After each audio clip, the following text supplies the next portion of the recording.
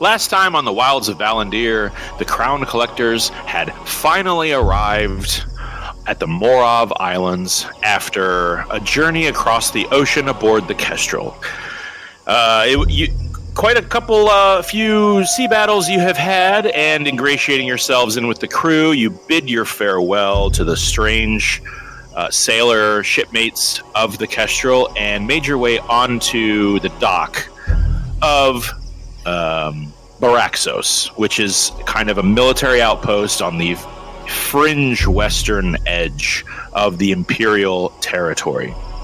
It wasn't a very long visit, as you were escorted through the outpost rather hurriedly by a somewhat snippy and snide drow captain, and after bringing you to his commander's office to discuss what these soldiers were expected to, how they were expected to sort of protect you through the outpost and on your way out. Commander Talak, a half-orc, rather large half-orc, had explained to you that there are 3 ways across the island, and it was your choice, obviously, which to take. You could travel around the caldera of the volcano itself, which is sort of a large central caldera in the middle of the island. Very dangerous, however, it's the shortest trip. You could have gone... Yeah, you could have gone under... What's that? The caldera is the caldera in the middle of the island. Mm-hmm, yeah. Yes. You're not allowed to make fun of my speech today. I'm sick. You could, of course, gone under the volcano through a labyrinthian mine shaft. It would have taken a while, however abandoned and desolate it was. You chose the middle option, 3-day journey across the island's jungle terrain. After giving you plenty of warning of the local flora and fauna you might encounter in the dense jungle of the Morov Islands, you were released and the iron wall was opened before you. And there you stand at the open gate. It looks like you're flanked by about 10 soldiers, all of them fully armored, albeit sleeveless armor, as it is very, very hot and sweaty and sticky in this environment. They follow you out as you kind of step your way towards the opening. Is there anything anybody wants to do at this moment before you start this journey, as you are within the bounds of relative safety at the moment? Anything you want to prepare? Anything you want to, I don't know, attune to? I'll grant you a last-minute attunement. No, I think I'm good. Mm-hmm. Kravish is going to, in the middle of the party, kind of look at this huge gate before him. He's going to pull out his mandolin, and he is going to begin plucking a tribal tune with sort of a low bass, and he's going to do that thing. I think it's called, well, you know what? He's going to pull out Anthem's Edge instead, and he's going to play a low flute sound. He's going to grant one of you upgraded inspiration, and just to keep it fair for now, he's got quite a few of these. Let's see who he goes for. We'll assign everybody a number on a d6 and go down the Discord list. How about that?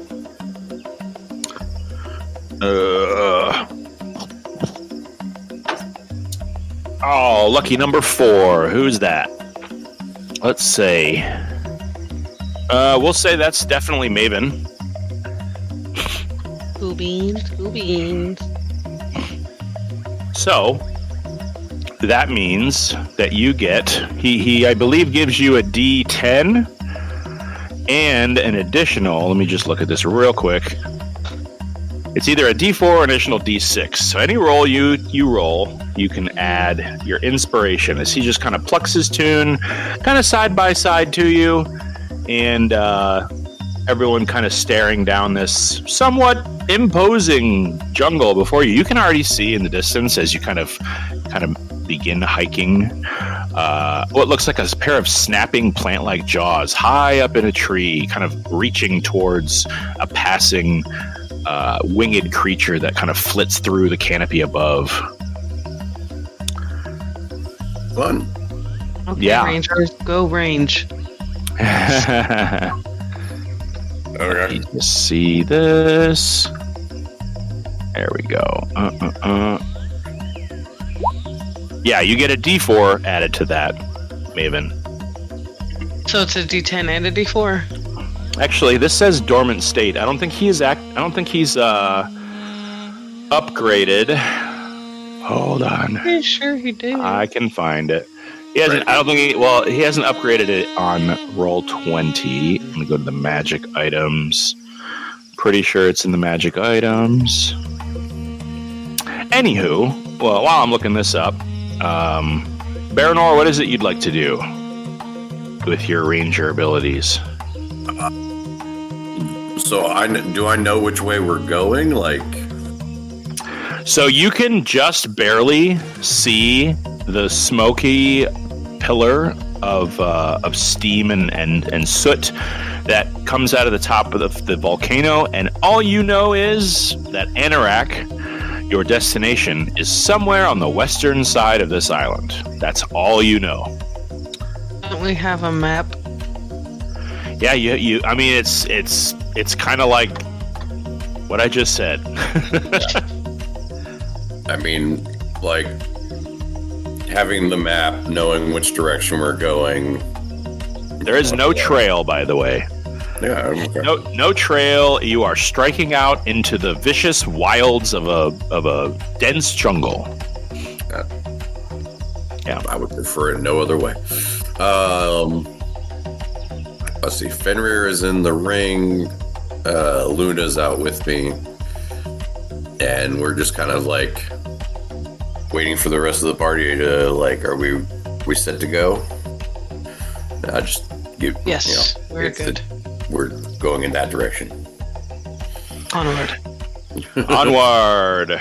So, as you all sort of step forward as a group, I definitely would like a perception check from someone at the someone at the front, and someone at the end.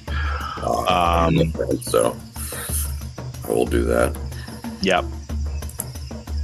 So I'm helming Kervish, I'm helming Daunt, and Koza right now. If nobody else wants the rear, I'll say that Daunt will take the rear. I'm sure he will. Koza in the middle kind of looks around, and he just kind of sighs a little. He's like, "Man, it is really hot. I think maybe I'll assume a little more agreeable shape with the jungle." And you see him jump into the air and snap and curl into a twisting mat of black fur until he lands on four paws, and you see this. A black panther with sort of a mane of not lion's fur, but kind of grasses and leaves and little berries and sticks and twigs just behind his ears. And he just kind of gives a long cat stretch, and his familiar icy blue eyes kind of blink at you, and he's going to scale a tree and kind of keep up with everybody from a few feet away and kind of leap from tree to tree. All right. Who's up front? Baranor? Baranor is up front. Got a 31? Okay, 31 on perception. Daunt is going to... Gotta move my dice tray. Hold on. No, you have to keep it where it is. Long distance roll. There we go. Well, otherwise I'll be taking, 10 seconds for every roll, and that's just ridiculous. Yeah, he got a pretty good score. He got a 19 on his perception check. Okay, so Daunt is. Let's have a marching order too, just so that we know what's going on. Kervish is in the middle. Daunt is at the rear. Koz is up in the tree. Where is everybody else? I'll be just in front of Kervish, I guess. Unless Okay. Maven wishes to call dibs on being right next to Kervish. No, it's fine.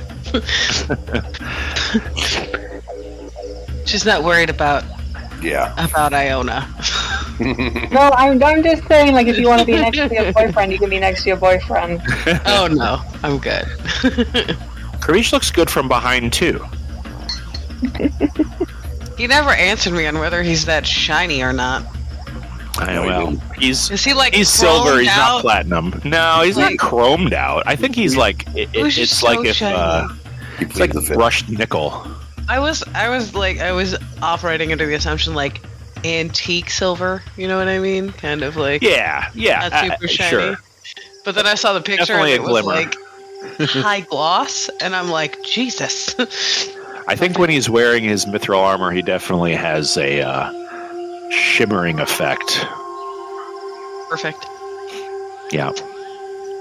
And he's just strumming along with his little mandolin in his arms and his, swapping out with his flute every now and then on the end of his sword. And Don't forget about Sunny is, where is Sunny? I really think that he's kind of comfortable anywhere. I know you were joking around with him wanting to fly up to the caldera, but he's in a good mood. He's a little wary.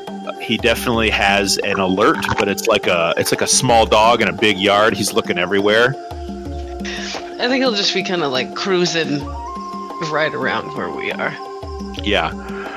I am going to say that every 3 or 4 minutes. Now, mind you, you guys hike down the trail, not the trail, but between the trees away from the base, and it's not long before Dawn says, "Guys, this jungle really is thick. Take a look." And he's looking behind you all.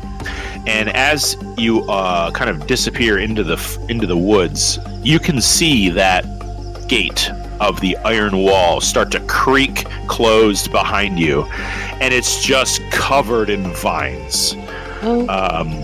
It's the whole iron wall that spans left to right, your whole vision that you can see, because it doesn't take long for the density of the jungle to obscure your vision. So in every direction you can see the wall, you can see it's just covered with vines that snake up the wall and stop a few feet short of the spikes on top. So that when you hear that clank of the iron gate, the outpost disappears. It's really hard to make it out. And the further you kind of tiptoe away, keeping an eye on your surroundings, it's even harder to see before it's just another part of the jungle. A 31 perception for Baranor. You definitely know which direction you're going, but you can tell that should there be any cloud cover, it's going to be a little difficult to really make out where the sun is, gauge a distance. So this is going to be a little challenging for you. Yeah. This is a forest unlike anything you've ever encountered, by the way. You've never been in a jungle. I've never been in a jungle, but I mean, I have been in forests a lot, so yeah, it's not my favorite terrain, but it's something that I'm used to, like the whole disappearing through the tree, like something like that, disappearing in the trees. That's nothing new to me. So, well, I'm going to go ahead and need everybody in the party. I'm going to roll for my guys. Roll Constitution, as it is getting quite steamy, quite hot. You can feel that breath you suck in, just filled with condensation, as the rainforest effect of this place is very heavy and thick and imposing. Yeah, that's pretty good for Koza. Actually, I can roll for Koza, and I can roll for Kravish. Let's do that. Con save, please. Oh, this is going to be a DC 15, by the way. Relatively low. Dawn did okay, and Koza... Well, hold on. I can do Koza's. You just put Kravish away. Koza has a terrible con. But he did pretty good. Pretty good. So, Kravish, as well as Iona and Baranor. At this moment, the heat is just a little much for you based on what everyone's wearing.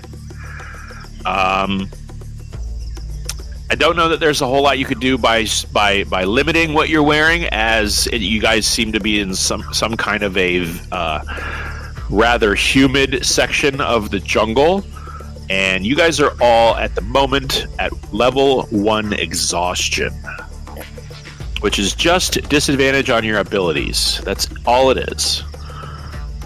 So, Baranor, I'm going to say after a couple of hours, you can feel, all of you can feel the heat rising slightly, which feels impossible. So that's the legacy effect. Are we going by that, or are we going by the new one? Did they change that too? How do I not know that? Conditions. Let me look it up. What does it say? Go ahead. You can school me. It's a -2 to D20 tests and a -5 to speed. -5 feet to speed. No. Let's go with legacy. Okay. Let's go with legacy. You guys really aren't being slowed by the heat. It's just hot. Yeah. Yeah. They need to update that on roll 20 then. The hell. Yeah. All right. Yeah. So level two is speed is halved. That's fine. 3 is disadvantage on attack rolls, but we'll cross all those bridges when we get to them. Mm-hmm. All right. So, Baranor, as you strike through, let me just get a stealth check from you, as not only are you going to be spearheading the foray into the forest, you're going to try to be a little sneaky about it. That's a 25. A 25, pretty good. So you're able to sort of let your feet fall between, snapping twigs and around loose rocks that sort of, you find little tiny boulders here and there to keep your footfalls relatively quiet. Whether or not everybody else sort of follows suit is beyond you, but you're definitely keeping yourself relatively hidden in the woods. Your dogs, you said Fenrir is out as well? No, Fenrir is in the ring. Should I roll a con save for Luna as well? Oh, yes. It is hot, and she has black fur. All right. Let's see. So let's do a con save for her. So she fails as well. So she's also a disadvantage. And a stealth for her as well. Sure, yeah. That's a -1. Or a natural 1.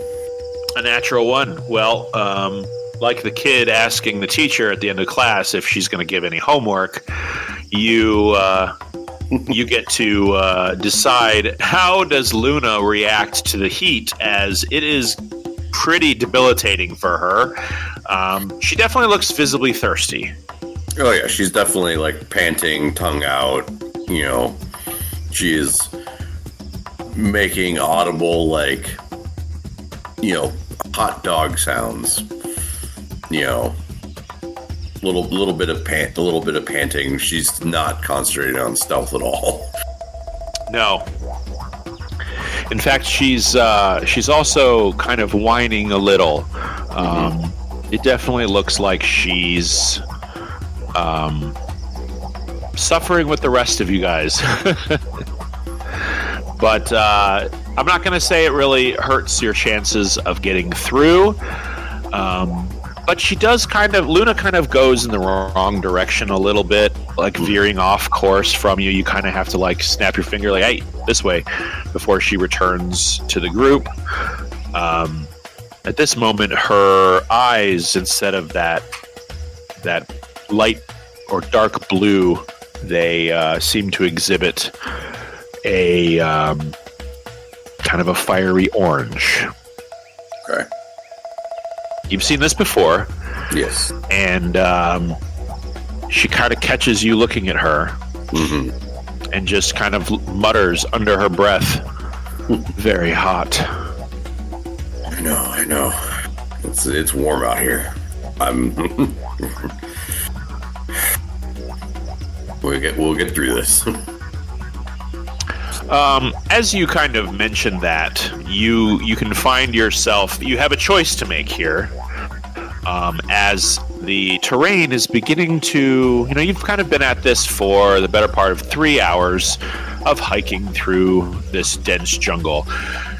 And with a perception of 31, I'm going to roll that over for at least 3 or 4 hours, where you're pretty aware, to the point where you can detect, oh no, a large reptilian creature is somewhere ahead. You smell that lizardy smell that is accustomed to wild snakes and such. So you're able to sort of steer everyone away. You catch one last sneaky glance at it. You can see it is a huge coiled snake that is kind of between a couple of rocks, large rocks. And I say huge because it was huge. It was at least 10 feet tall, all coiled up. Was but huge? What's that? You said it was huge. Well, you've navigated around it. Oh, okay. Gotcha. Yeah, okay. yeah. You kind of caught it. You caught a little sneaky glance as you kept your distance, but this thing was massively huge. Yeah. But now, in kind of trying to follow your way west, you're realizing that you're going uphill more and more. And your feet kick something metal and rigid on the forest floor beneath you. It's overgrown. It's definitely man-made.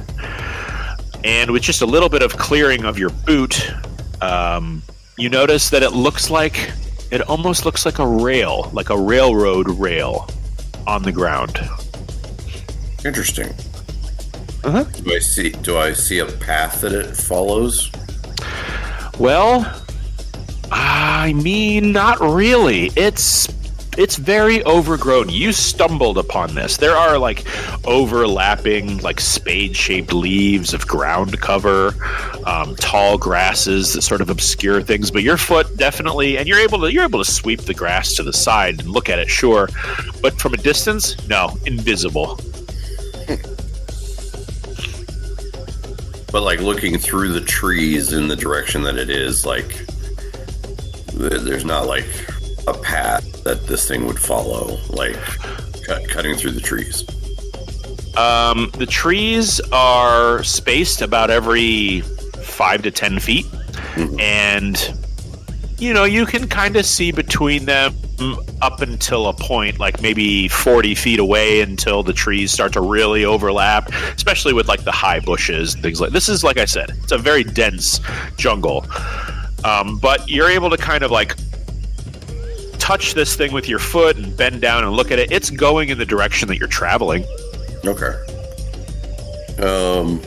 And, while you're here, you do see what looks like a heavily rotted and just decaying wooden sort of plank underneath the rail. But, I mean, it is saturated with mud and moss, and it looks like, given another maybe 100 years, it would be completely gone. All right. This looks like it would lead to some kind of civilization. Uh-huh. So I'll do my best to follow the rail. Okay. Through the woods, you guys start to travel uphill at a pretty decent grade. At this moment, those of you who are exhausted are out of breath as well as hot. And you're growing much, much hotter. You can now feel the sweat glistening on your foreheads. If it were to drop on a pan, it would steam. And you sense a break in the woods, in the jungle density, as a small clearing opens up before you. Now, I'll give everybody a chance, if you wish, to do something at the edge of the wood before you emerge into this kind of small clearing. But what you see is other man-made objects.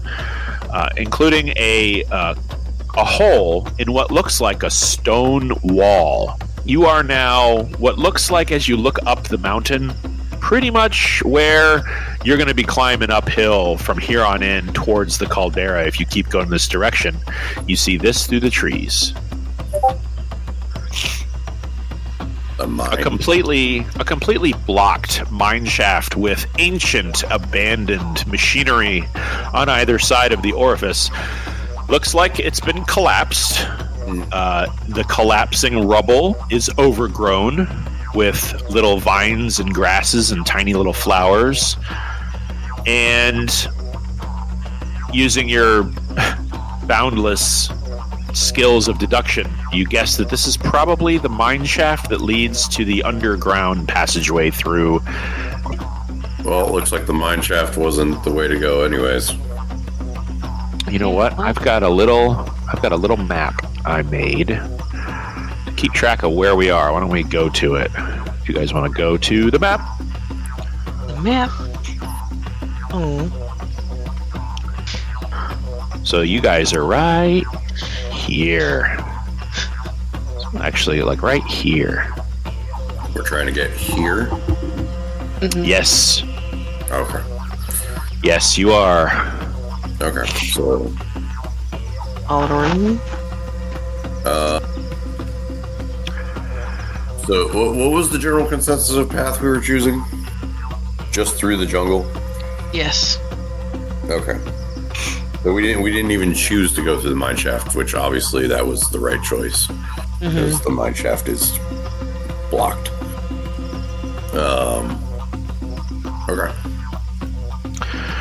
Karish will pipe up. I mean, we could always blast it open if we wanted to go that way. We got people here who can do that kind of a thing, but I don't know. 2 weeks versus a few days, we're pretty powerful and strong. Let's do it. Yeah, let's just. Well, the terrain's getting rough this way, and I don't want to go up and over the volcano. As I glance over at Sunny. But so we should probably I'm gonna head us a bit southwest from here. Try and get us to a lower elevation as well, if I can. Okay. That would put you in this vicinity, a little further down. Sure. Okay. Yeah, gonna go to. The roots of the mountain do offer inclines and declines as you kind of move over them. It's almost like spines or spider legs that extend throughout the island itself. So unfortunately, the island is not flat. It is pretty treacherous hiking. Old draws and spurs. Yeah, I know. Sure. But still, it's better than just going straight up. So, all right. So, I need what? Yeah, let me get a fresh perception check or nature check, depending on what you are good at, proficient in. I mean, I'm good at both. Oh, guidance. Guidance? All right, I'm going to do perception because I'm nearly twice as good at that. And okay, well, so reliable talent makes that a 23, but it is a nat 1. All right. So I don't know how we want to roll that. And then with guidance, it would be a 24. So I'll say this. Varanor, it's impossible for you to fall in a pit trap. Yeah. Just because you bring that up, but what you do is you accidentally, in your earnest attempt to kind of divert your journey across the island around the volcano, now that you kind of know where sort of the base of it is, that you can make your turn, trying to keep as close to the base of the volcano as possible so as to make a shorter journey. Yes. You stumble through what feels like a large clutch of broken eggs that you smash with your foot until you look down and realize they weren't eggs. They looked like giant berries. And there's an acrid odor that rises, like a very hard citric acid-y sour smell that rises to your nostrils right away. You're going to take 2 points of poison damage right off the bat as you just exploded this poison sac, and right before you unfurls from what you thought was the trunk of a tree a huge jawed flowered face like the Demogorgon from Stranger Things. It just unfurls with these petals and latches right onto you. I need you to make a dexterity saving throw. The rest of you obviously see this immediately. Okay. So that's not an ability check, though, right? Correct. That's just a straight saving throw roll. Okay. 15. A 15 is going to make it, so you're going to only take half of this. Okay. As it stabs and slashes at you, it's going to only do poison damage. Advanced roller, please. Thank you. That's 5 points to you of poison damage.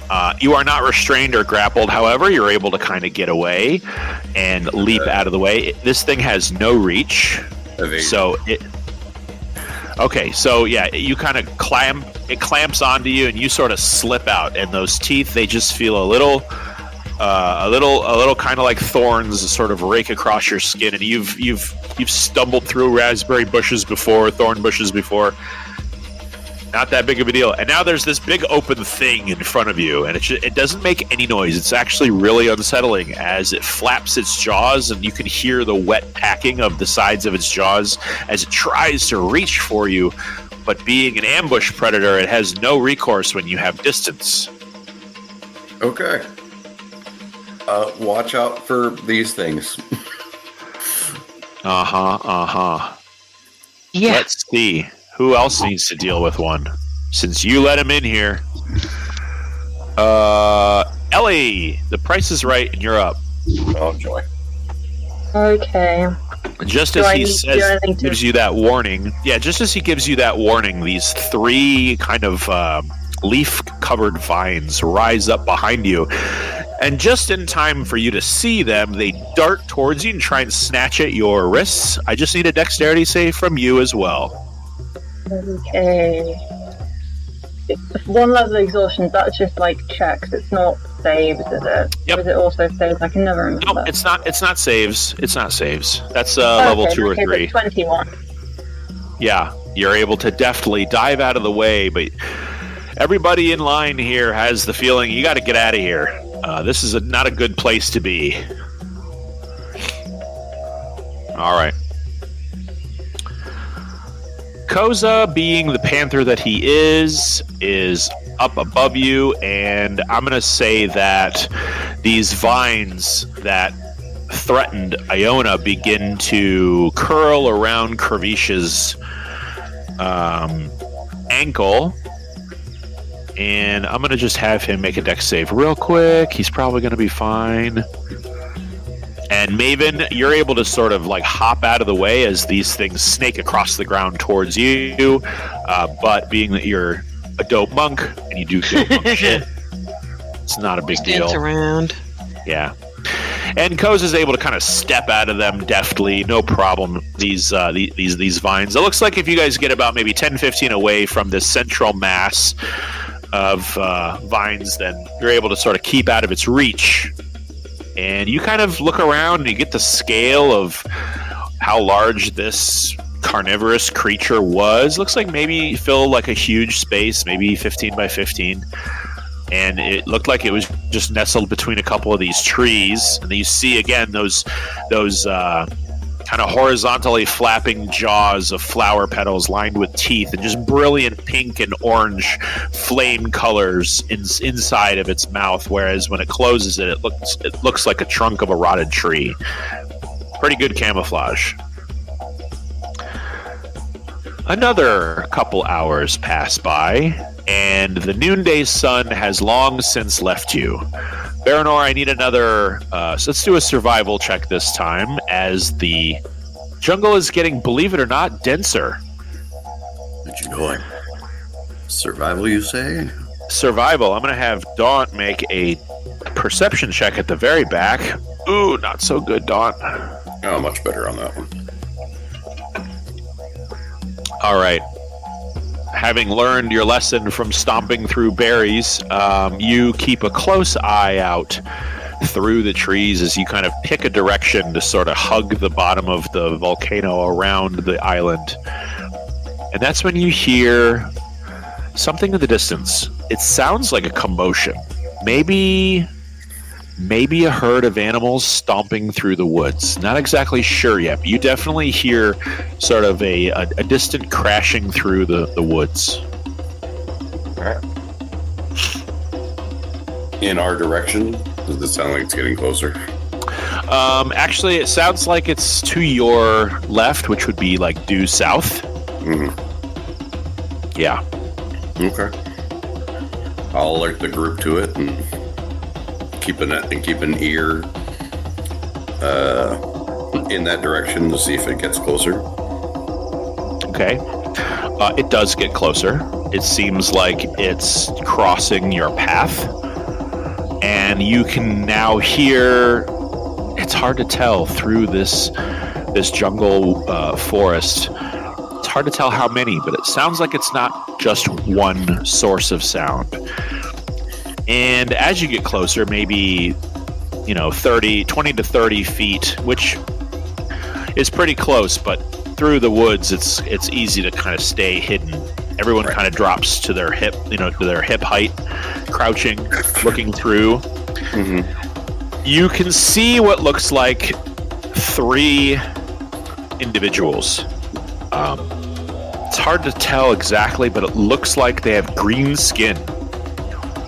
Brilliantly green skin. Not orc-like green skin, but almost like iguana like that's almost blue-green, sort of brilliant flare, and you can now see the back of them. Ooh. They're swinging something, and you can hear the sound of a struggle. Okay. They're swinging something? You can see their shoulders lurching as their hands are grasping maybe pointed objects as they swing them from side to side, almost like harvesting wheat. They're just kind of swinging as hard as they can. You hear a struggle. You hear a crack. You hear another crack. You see one of them doubled over. It looks like now that you're a couple feet away, you can see they're fighting something. Mm-hmm. Something is in the middle of a foray, but the foliage blocks your view completely. Huh. I'll, again, alert the group telepathically. Okay. Who is on that radar? Let's see. Who's all here with us? So with Daunt, I've got Iona, Haven, Kravish. I can do 5, I think. So it's Iona, Maven, Craven, Kravish. Craven. Oh no. What? You said Craven. Maven, Craven, Kravish. Maven. Is it? Did I create a nickname? That's my Brangelina name now. Yeah, Craven. It's better than Mavish. It is. Okay, pretty much the core group. So Iona, Maven, Kravish, Kozan, Poor Daunt, left out in the lurch again, not knowing what the hell's going on. For him, I just kind of signal like, halt or whatever. And Okay. And also like, can I like creep forward and get a better look? Yes, you can. I just need a stealth check. Yeah. Joy. Creeping forward. That becomes a 25. 25, very good. You creep forward, Luna right next to you. She seems to have recovered slightly from her initial exhaustion. She's not leaning or lurching in any direction or looking sluggish. She's right up there with you. You guys are in hunt mode. Yeah. And she kind of looks through the forest. And if it were possible to be warmer, you are with her this close. It seems like she's giving off a little bit of heat. Mm-hmm. But as you look forward, you see something jump in the middle of this group of what you can only describe now as lizard-like humanoids. They carry spears, they have long tails, they have kind of an iguana-like face, and they are battling something that leaps from between a couple of trees, and you can now see blue skin, rocky-like flesh, dressed in sort of a black and blue, kind of a monk-like gi, as something leaps forward and knees one of these things directly in the face. Okay. What you see is this guy. Okay. Cracking this lizard man in the face, he lands and readies another strike. And about this time, Daunt turns around and goes, guys, there's some kind of commotion going on behind us. And Baranor, you can now see beyond this scene 2 more sets of creatures meeting in what looks like some kind of it's not really a clearing, but it's a little more spacious than the dense forest you've been traversing. You see a group of lizard creatures at the far western edge of this area, and behind you again you see lizard-like creatures emerging from the northern part of the island and emerging from the southern. Looks like all of these groups of creatures are meeting in the middle. I do need those in the back to make let's have Yuno make a perception check, and those up front who haven't yet, we'll call that Ellie and Maven. Let's have you guys make perception checks. Yeah, I'll guidance myself and got exhaustion. I got 19. 19. 15. This is not your favorite terrain at all. And looking through the jungle foliage is about the last thing that you would like to do. You stick out like a sore thumb here, although you are slightly smoky with your Dracula cloak.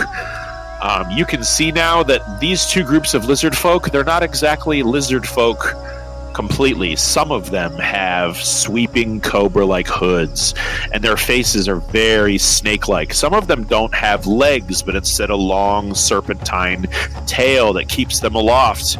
And it looks like they are fighting groups of actual lizard men. It also looks like the snake folk are dressed differently. The lizard men are dressed in kind of like, pelts and leathers and rags, whereas the snake-like people are in much more elaborate sort of tribal, there's lots of turquoise and colored stones about their clothing. They carry actual honed metal weapons, and they are all slashing into each other, and they all look at you in the middle, and that humanoid that you saw before with the blue skin, he makes another kick, and he lands almost right next to you, Baranor, and he turns and sees you, and he makes a motion like he's about to attack. What do you do?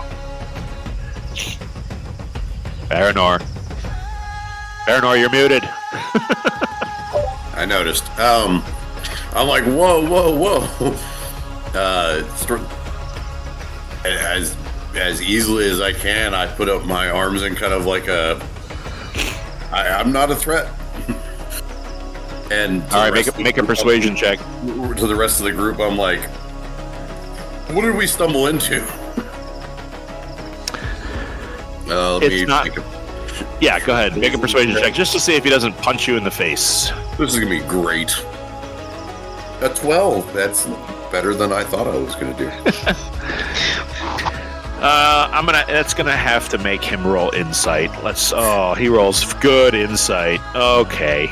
So he just kind of like gives this like half a shrug as he turns. He doesn't turn his back to you. He sidesteps, so he keeps you in his vision, and he roundhouse kicks this other lizard man right in the gut, and you can hear this crack. I need all of you to roll initiative as I put yous on the map. Okay. I don't even know which side we're on. Yeah, that was my question. Before we get to that, before I show you the map, you see, and just for the sake of this is the way the map is oriented, the top of the map is the west side, the bottom of the map is the east side, and at the west side you can see the snake people ushering forward a large, hulking, multi-headed cobra snake-like creature that begins engaging with the lizard men. That they're fighting. Back on the east side of the map, you see the lizard men ushering two stomping, familiar dinosaurs towards a group of snake men. There are snake men to the south, and there are lizard men to the east, and you guys can now put yourselves somewhere in the middle of the map. Okay. And now you guys can go ahead and roll your initiative. As I switch this music up a bit to something a little more fun. Obviously, cannot put my minis on the map. Oh, all right, hold on. Damn. I can't tell if my internet is slow or my computer is slow, but it's just being a little finicky. All right, let's do... not scary music. Let's do epic stuff. What the hell? All right. Let me get the people who are due to be on the map. So can everybody see? It's a little hard to see because everything is green. But I've got Koza out. The snake folk are purple, and the lizard men have a green aura. If you zoom in a little, you can see them. There's some down here. There's some in here. Baronor, I'm going to put you right next to this monk guy, as that's where he landed. I'll also put Luna next to you. All right. Let's see. Who are we missing now? I see Iona. I see Maven. Maven, you're too big. Sunny is too small. He's so tall. There's Sunny. He's just a baby. Sunny is going to be out of this round just because he was sort of buzzing through the trees and has only just now sort of discovered that something is amiss, and he'll be by in 6 seconds. Okay. That works for me. All right. Looks like we lost somebody. No, they're back now, I think. Oh, no, my mistake. There we go. Steph is back. It's closed. Discord just shut down. Yeah. Great. Okay. Has everybody rolled your initiative? I have. Okay. Let's see. I don't have one from Baronor. Oh, let me put you on the map. Mine didn't roll or... Okay, if you want to roll and enter it or whatever. I already did, so let me enter that. There we go. Okay. Pravish, that should be everybody. Can you add me to the turn order? I can. There you go. As soon as you enter your number, I will categorize it, or there we go. All right. Whoa. All right. Well, the mystery monk is first. He's going to take 6 attacks. And Maven, not for nothing, he is a picture of martial perfection. You're instantly kind of impressed a little, And not in a make Kirby's jealous way, but like game recognizing game, as this guy leaps into the air, connects with his knee to the face of one of these lizard folk, extends his leg and kicks somebody else, spins around, roundhouse kick to the face to somebody to his left, and then throws 3 successive punches to the gut of one of them on the other side. This one right here takes enough damage that he is unconscious. Let me just make him fall over. Bleh. Okay. So Whirling Dervish, you watch this guy just sort of like batter these lizard men around him, who, by the way, are all wielding great clubs, and they have spears, and they have shields with teeth on the edges. These lizard folk, they've got kind of a frill of orange, fiery, like a frill that goes between their head, on top of their head, like a mohawk.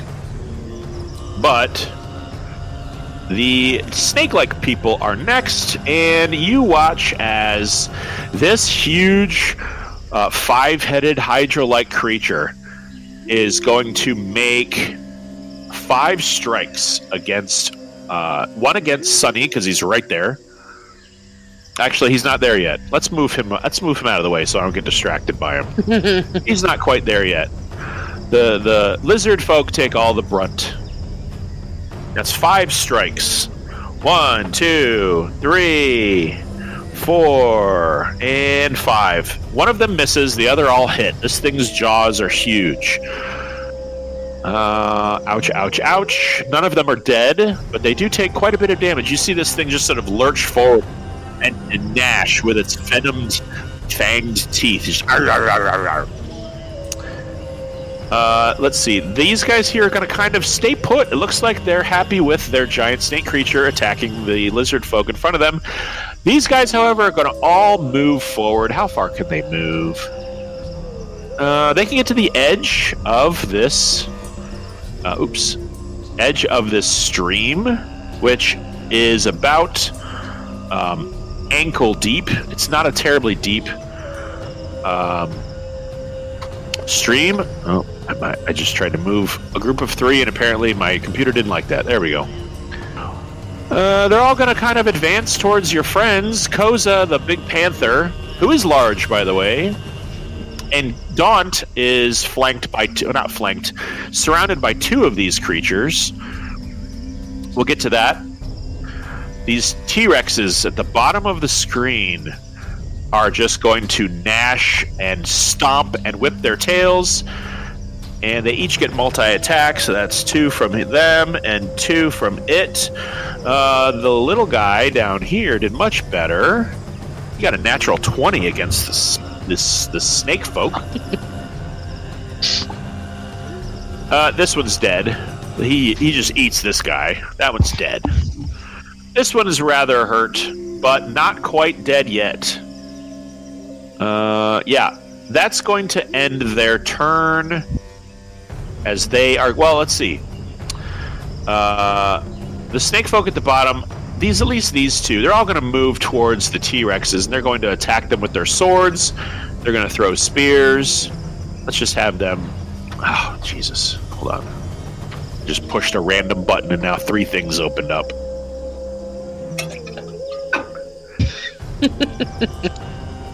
All right, that's 5 attacks from these 5 snake people. And that's pretty good. They all hit. And they do a collective 34 points of damage, which is not enough to kill the T-Rex. Not by a long sight.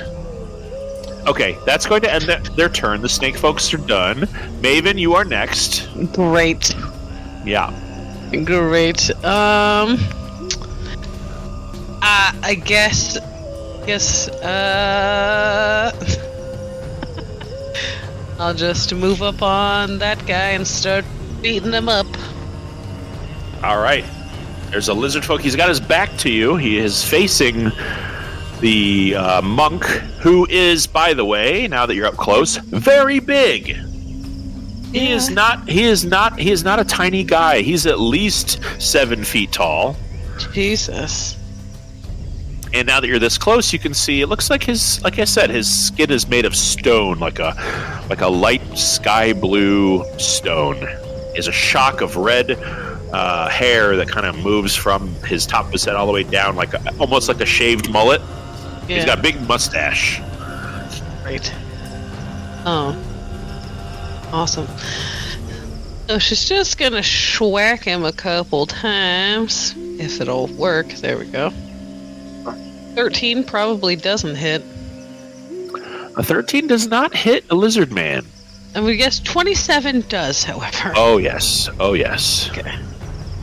It'll be 8 points of damage, and then I will do a flurry of blows and try to hit him 3 more times. 25, 21, Uh-huh. 22. All good hits.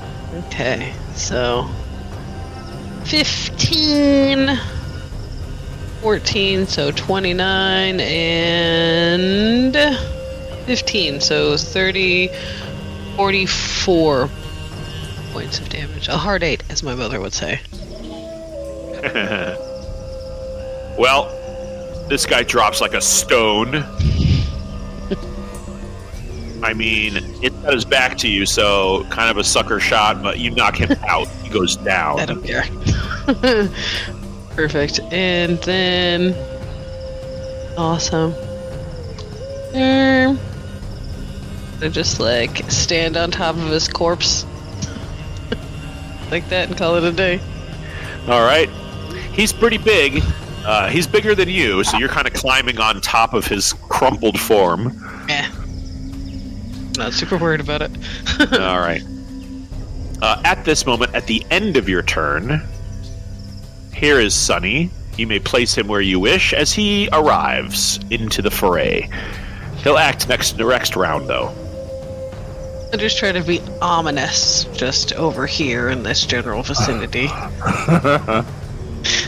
Hey guys! You all hear the cracking of trees as Sunny sort of just his snout emerges from between shrubs and bushes, and it's just licked with fire from his his glowing eyes. And he looks like he's trying to hide behind a tree, but you can totally see his body from behind the tree. Good boy. All right. It is the lizard folks' turn. 1, 2, 3, 4 are attacking. 2 are attacking Baranor. They're going to turn their attention to this new threat on the map.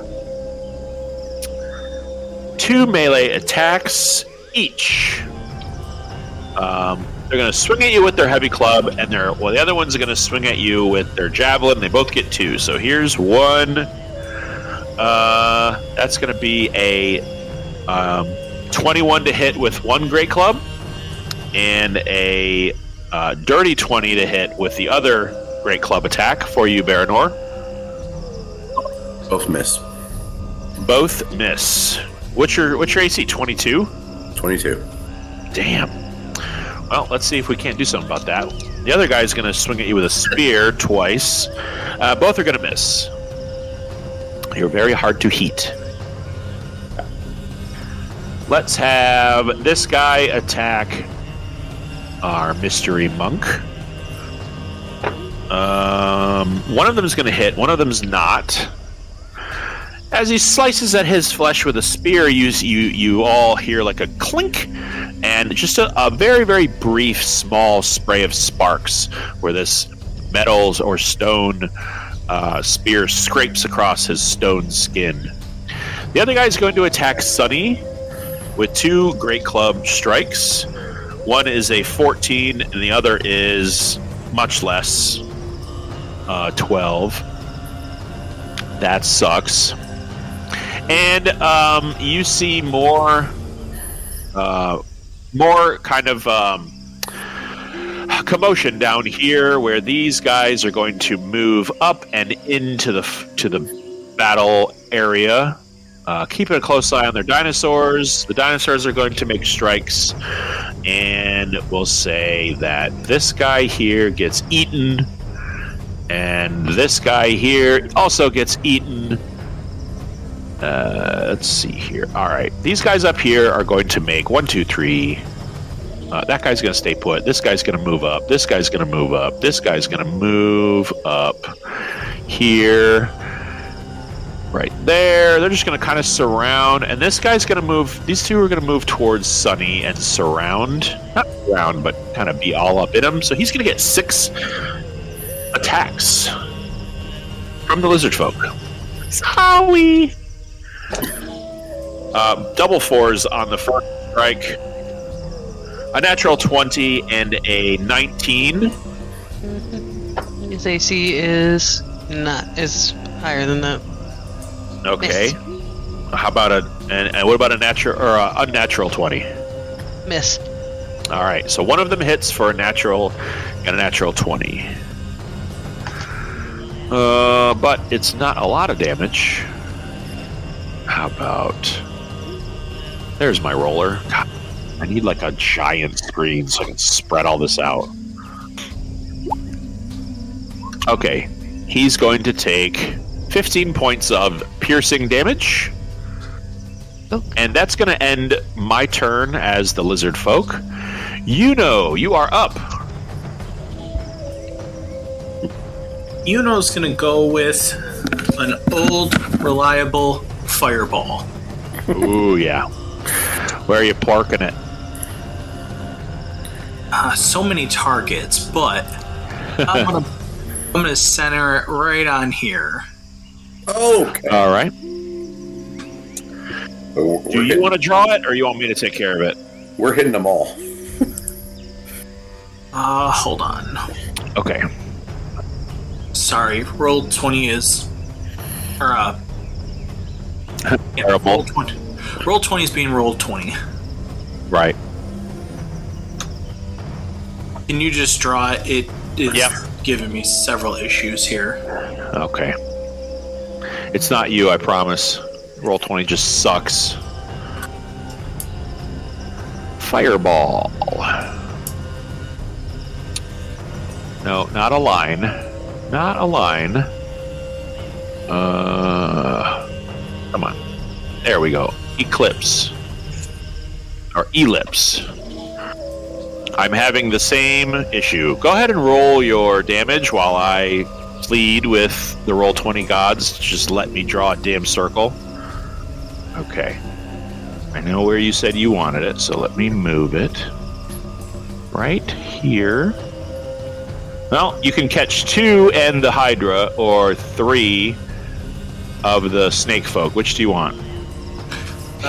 2 in the Hydra. Gotcha. Okay. Let me roll my dex. And it's DC 18. Okay. The Hydra gets a DC 18. He gets an 18. He makes it. He takes half. The snake guy and the other snake. Ooh, natural 20 on that guy. So this is the only one who fails. Hold please 1 second. I think I got something for this that I never use, but I know it's hidden somewhere. Isn't it supposed to be a 20-foot radius, so it'd be a 40-foot diameter? Yes. So that's only 20 Yeah. feet. So it needs to be bigger. Yeah, that's only 10-foot radius. Yeah, it needs to be... Geometry, Like, yes. Be bigger. Nope, I don't have what I thought I had. They passed. But Yeah, hold on. I'm changing it. Here we go. I'm just experiencing issues too. Yeah, Roll20 straight up logged me out and I had to log back in, so I think it's a Oh, weird... great. We're doing great over here. Yeah, I Having a couldn't even great see the day. fireball thing when you know... Okay, it's I'm just gonna make a new one. I'm trying to see here. Oh wait, I got it. Okay, how big does this have to be? Oh my god. 40 feet across. Okay, Yeah, where you want it, because you will definitely catch some of your friends if you don't place it correctly. Okay, that looks way too big. And yet it isn't. It should be like 8 squares across. Yeah, that is like. It's pretty much 8 squares across. It's alright, it's a little too big. Let me shrink it a little bit. God, can't please you people. Hey, listen, math is math. Okay, so we're gonna center it right here above the Hydra. Like this? And we're gonna bring it down just a little bit. Still only going to get the same amount of people. Oh, well, it's going to get the lizard folk, too. Let me roll 1, 2, 3, 4, 5 dex saves for them. All right. Lizard man, natural 5, natural 3. That one's pretty high. Let me see what I got to add to that. Nothing. They have a dex of 0. That's an 18 and a natural 19. So I got 2 highs, 18 and 19. So looks like 2 of them passed. So full is 32, so half is 18. Okay. Yeah, that'll do it. 3 of these guys are gone. However, everybody looks at Everybody on the field is going to look in your vague direction as they saw where the moat came from. It was a little bead of light, but they were able to see where they got targeted from. But you have a direct hit. And now the jungle is on fire, which you imagine probably won't stay on fire for very long. And Yuno's gonna go hide a little closer to Kravish. Under his coattails. Got it. You're right. Okie dokie. Stand here. It's natural armor. Okay. Koza is a panther. So let me bring up their attacks real quick. He is a hippie druid panther. He's going to do pounce. He's going to move 20 feet straight toward a creature and hits it with a claw attack on the same turn. Let's have him do that too. No, he's not going to leave the melee. He's going to stay right where he's at and attack this snake creature. He turns towards Kravish and Iona and Yuno and Maven and Bernor, all of you, and just kind of does that panther. You can tell he's trying to talk to you, but he's not speaking common. And he's going to turn around and... Meow, meow, kitty, kitty. Don't even. And the lizard folk gets a natural 9. That's not going to be enough for the panther's pounce, which means he is prone. He's going to do a bite and a claw. All right. Bite for Koza is so high. That's going to be a 23. And his claw is also very high. That's going to be a 19. Those are both going to hit. The snake guy, let's see. His claw does 8 points. And his claw does, or his bite does 8. His claw does only 3 points of slashing damage, but it all spends. That's Koza's turn. Baranor, you are up, bud. Okay. I'm still over by the... Am I muted? I'm not. Okay. I'm still over by the blue dude. I'm going to move Luna over here. Look, she's going to attack the lizard folk guy right there. She's going to go with a bite attack. There we go. 25 to hit. Uh-huh. That hits. I don't know if she has the fire damage going on right now, but 10 piercing. And he is prone. Oh, I should have rolled her attack with advantage, so I'll roll again, because pack tactics. Uh-huh. Just to see if I crit. Nope, I don't crit. Okay. So 10 damage to that guy. 10 piercing. He's prone, which means that Baranor gets advantage on his attack, which he's going to do with the... Where is it? The hooked copus. Uh-huh. At advantage. I don't crit with that either. 21 to hit? Yes, that hits. Okay. What did we determine the copus was, weapon-wise?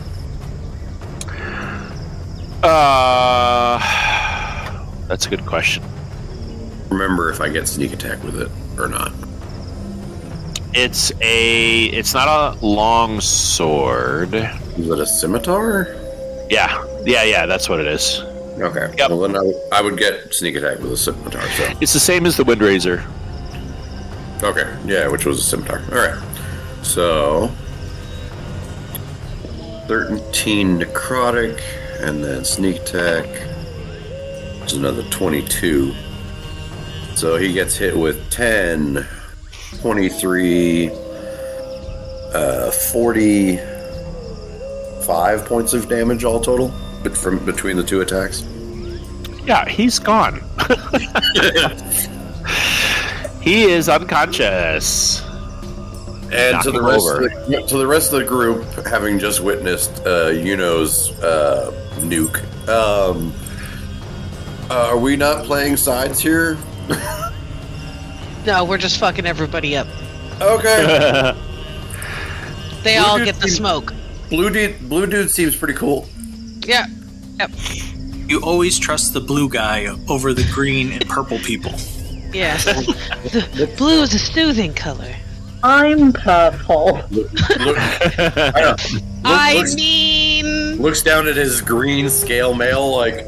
I stand by what I said. And I'm yellow. What is that? I said what I said. All right, that's my turn. It's like lightsaber colors, you know. Purple is the best lightsaber color. Yeah. And I have opinions. Purple. He gets purple from the motherfucker kyber crystal. Yep. yeah, That's but the one I that would was want. also that was also Revan's crystal, Revan's lightsaber too. So Oh my god. You are such a nerd. He's a good company. Anyway, is there anything else Baranor wants to do? no, that's the end of my turn. I said. Okay. Daunt is going to... Where is Daunt? There he is. He's got a few of these snake people next to him. So...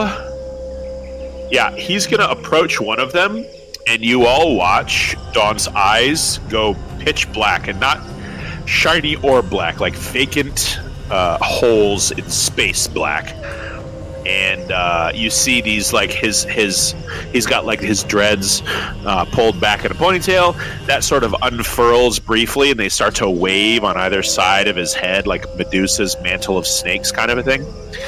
And that blackness in his eyes sort of spreads briefly to the rest of his face and trails away in wispy black smoke. And he grasps this snake fella by the head, and you just see him suck inward, and all of that life energy draws into Daunt from the snake guy.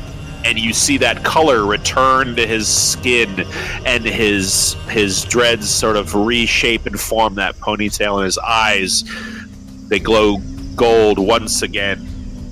And he kind of lets go, and the snake folk just drops to the ground, desiccated, dehydrated, unconscious. And he's going to turn, keeping this guy in his vision, but he's going to turn to the rest of you.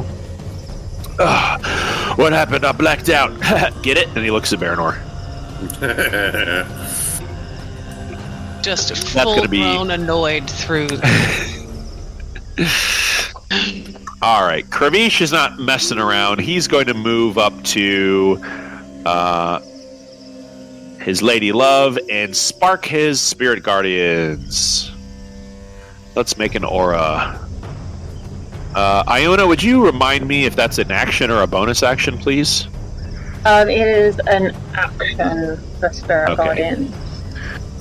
And I'm just going to have to shrink him for now. Wish there was a way I didn't have to. 1, 2, 3. See? That's 20 feet. I hate how it does that. Sure, there we go.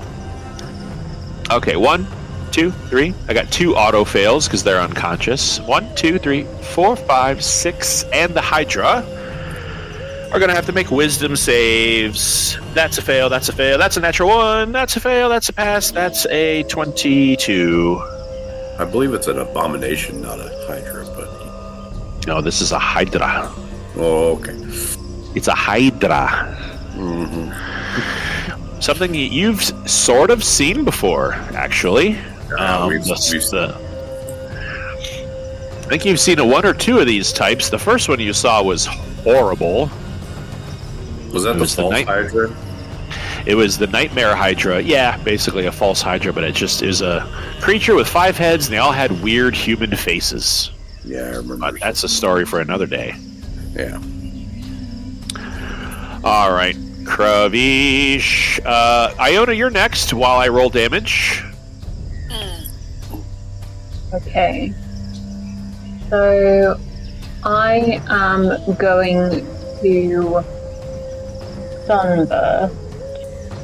I'm going to be aiming sort of up in this direction. Okay. So that's 60-foot radius, but I'm doing it sort of way off, so it's not going to hit Koza, and it's not going to hit Sunny, but it's going to hit sort of everything north of this line. I'm not going to bother to do geometry as to whether or not it hits this guy also, I'm not sure, but certainly all of this line and north of this line. So I'll do that. Oh wait, hang on a minute. We haven't long rested, have we? No, I can't. But we haven't long rested. Okay, damn it. In that case, I am going to Spirit Guardians. I'm going to Spirit Guardians for an annoyingly low amount of damage. And then I'm going to getting the aura. What the hell just happened? Hold on. 13. Okay. 13. I'm sorry. Ellie, I was a little distracted because roll 20 is very stupid and slow and dumb. And then I'm going to walk up here and be next to Kravish. Okay. I had to change. I think, you know what? I think I can make him big and just augment his aura to look like it's 15 feet away, but it actually technically isn't. Sorry, I'm just trying to outsmart roll 20. What does this look like? So we haven't long rested since the Kraken fight? Nope. Nope, that was this morning. Oh, fuck. Oh, fuck indeed. Ha ha ha ha. Yeah. I need to Well, anyway. lower my hit points. Okay. Pretty short rest though. That's why. We short rested. You did a short Okay, rest. good. A couple I of was you. like, Oh, We okay. did not long rest. So I can't hit you. It was a couple of you that did your hit dice.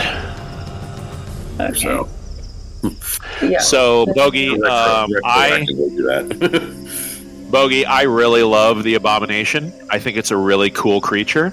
Sorry, it's not an abomination. It's an anathema. Yeah, it's an anathema. So the 5-headed kind of humanoid-ish creature you got there, I love those things. And if you guys wanted to pursue these snake folk and just kind of divert the whole journey, maybe you'd meet one. That's what I thought it was, what they were describing. But yeah, No, this is much, much bigger. just a cobra hydra. Yeah, let me roll. Okay, I got 3 of my guys that you hit with your Spirit Guardians failed, so I will impose. Yeah, an abomination looks like something else. I can't remember what it is. 7 points to those and 3 to the rest. Okay. Okay, and aside from that, I think that is going to have to be my turn. We'll see how things are the next time I roll around.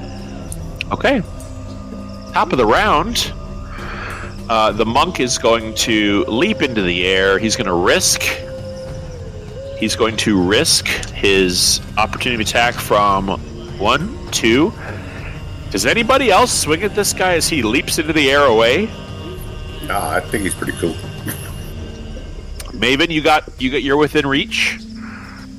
Yeah, I'm not hitting him. Okay, so the lizard folk are going to attack. One's going to hit, one's going to miss. So he is going to do... Nope. Didn't mean to do that. And he is going to leap through the air, and monk to monk, you watch him perform a feat of acrobatics that you would love to do on a daily basis. I'd try that sometime.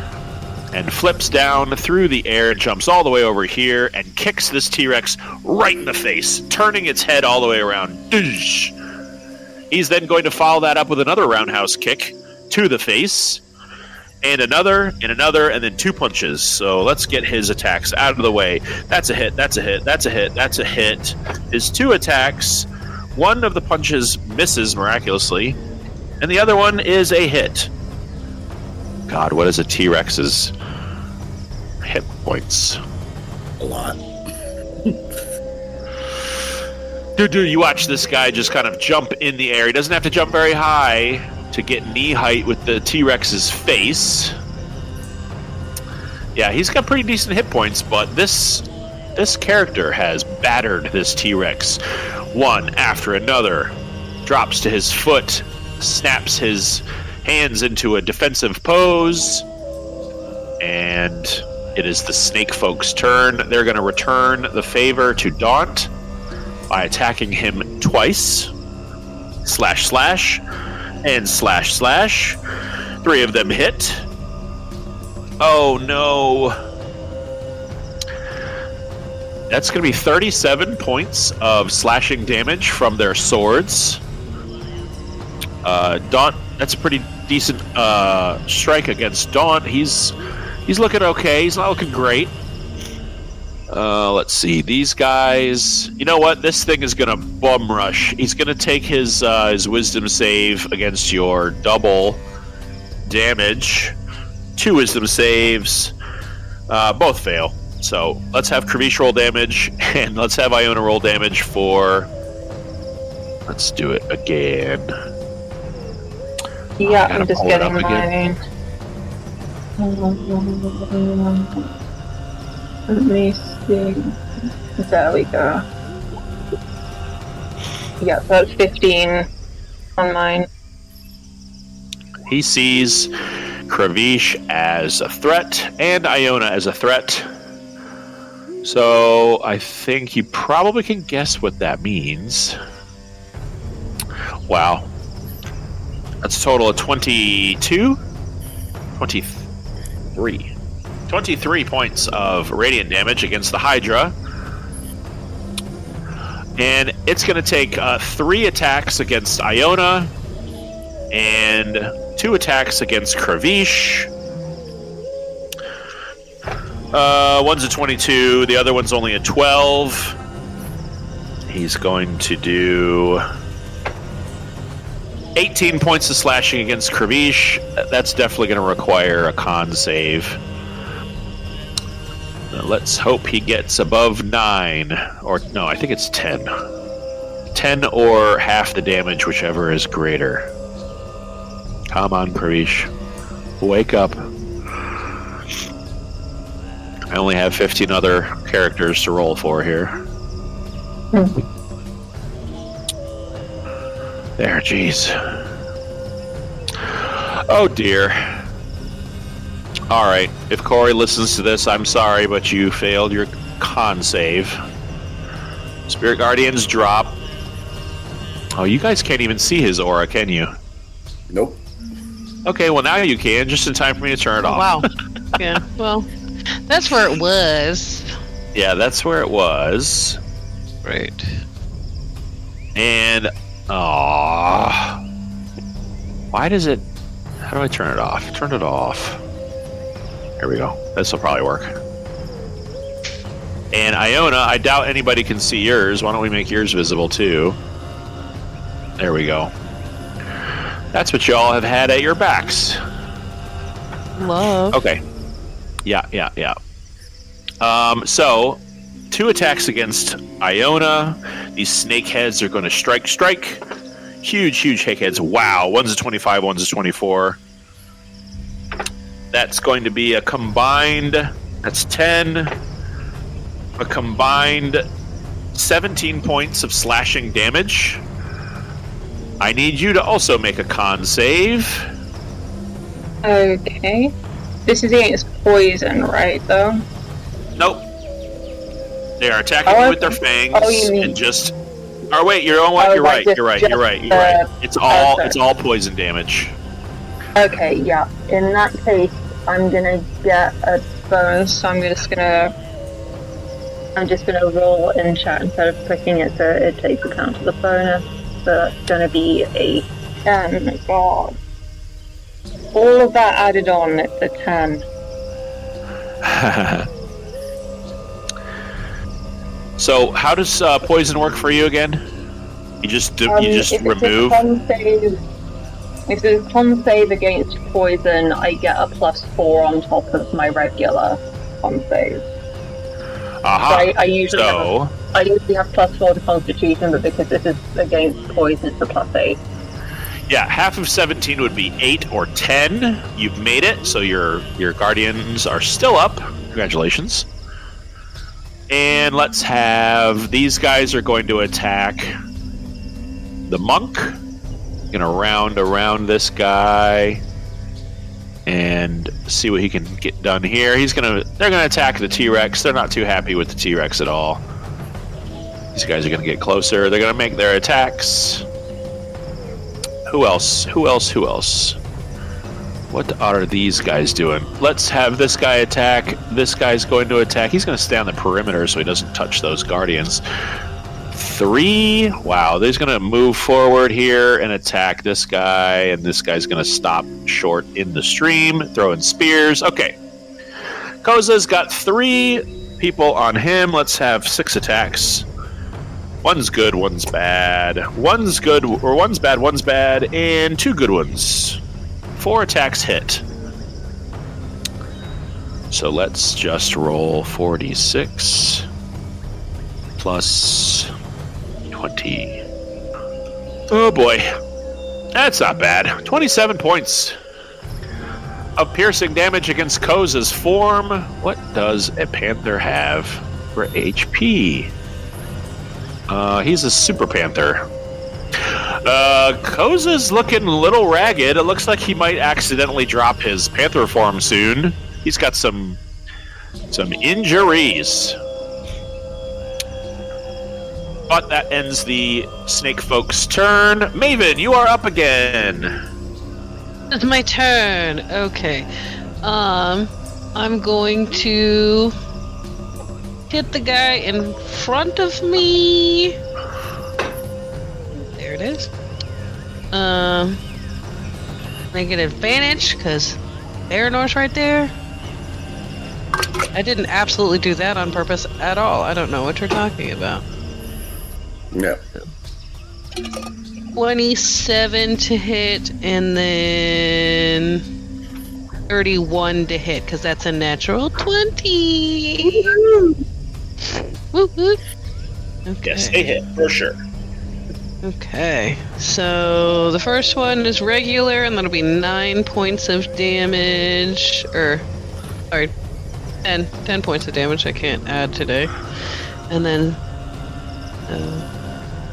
10. 7 plus 7 is 14. 14 plus 6 is 20. That'll be 30 points of damage. Oh, yeah. Do I need guy to right keep... here?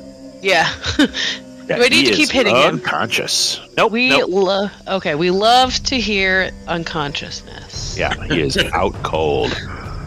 And then, out cold. Gotta, run up over here. And then I'm going to... It's loud. Plug in my computer because apparently it's dead. I'm dying. Oh no. Boom! Look at that. And then I'm going to spend a key point and do flurry of blows on the Hydra. Find my thing. There it is. So 21, 28, 23. I'm sorry, are you hitting the big thing or the small things? The big thing. Oh, okay. Yes, those all hit. Okay, so then that'll be 11, and 12, and 9. So 32 points of damage. And yep, that'll be my turn. Alrighty. The lizard folk, they're gonna make 3 attacks against Sunny. And Does Sunny have a turn? Sunny no, has not had a turn. Sunny Good does not have a turn point. yet. Okay. Good looking out. He's going to bite the one in front of him and then do a tail attack on the one behind him, this guy over there. Okay. Okay. So Sunny. oh, he rolled a natural 1 for the bite. Oh no. Oh no, Sonny! He's just not that hungry right now. He's really not. And then for the tail He's not in the mood for is a 30. You rolled a 1 and a 19. So I'm guessing a 30 hits. Oh yeah. Oh yeah. So that'll be 13 points of damage to the guy behind him. And he's With just his tail. whack, smacks him right in the face, and then he's not gonna move. He's just gonna stay there. Bless you. Thank you. All right. That guy is not knocked out. It's close though. One more good schwack. And that's his turn. Okay. So the lizard folk, who just got almost annihilated from Sunny, well, they're going to move around a little bit. I'm going to have to change the order of... Okay. This guy's going to move over here to where Maven is. Those 2 guys are going to attack you, Maven, and these 3 lizard men are going to attack Sunny. So 4 strikes against you. Wonderful. They're not great. One's a natural 15, so that's a 20. The other one is much lower. Okay. 20. And these guys really are useless. Okay, so only 1 hits you Okay. for a total of 12 points of slashing damage. And then 6 attacks against Sunny from all around him. That's much higher. One is a... I would like to deflect attack. Okay. And I deflect... How close do you have to be? Within 5 feet. It's deflect attack. It's not deflect missiles. Right. How close do you have to be to the enemy? It's the When an enemy attack that's roll that attacking. includes bludgeoning, piercing, or slashing damage hits you, you can reduce the attack's total damage. Oh, okay. Yeah. Against yourself, I see. I thought you were deflecting against Sunny. Oh, no, it's just for me. That's Okay, like okay. There's a Okay, feat that does that. I can't remember what it's called. All right, deflect away. It deflects 23 points, so... Okay. Well, you don't get the difference back. No. That would be Just cool. absorb it. That would be nice. Yeah. I'm going to say as these things swing at their spears and clubs at you, and you kind of juke and jive around, you kind of look back at Kravish, but in this direction, your eye line sneaks over to this monk, and he kind of sees what you're doing, and you see him give like a mustached nod. Like, nice. Nice. Just 2 bros. Yeah. Okay, what else? These T-Rexes are going to just munch You haven't done the rolls for Sunny yet. Oh, I have to do that. My bad. Hey, I could have just let it go. But You I'm could've, a good yeah. person. I'm not a very nice person. Oh, hush.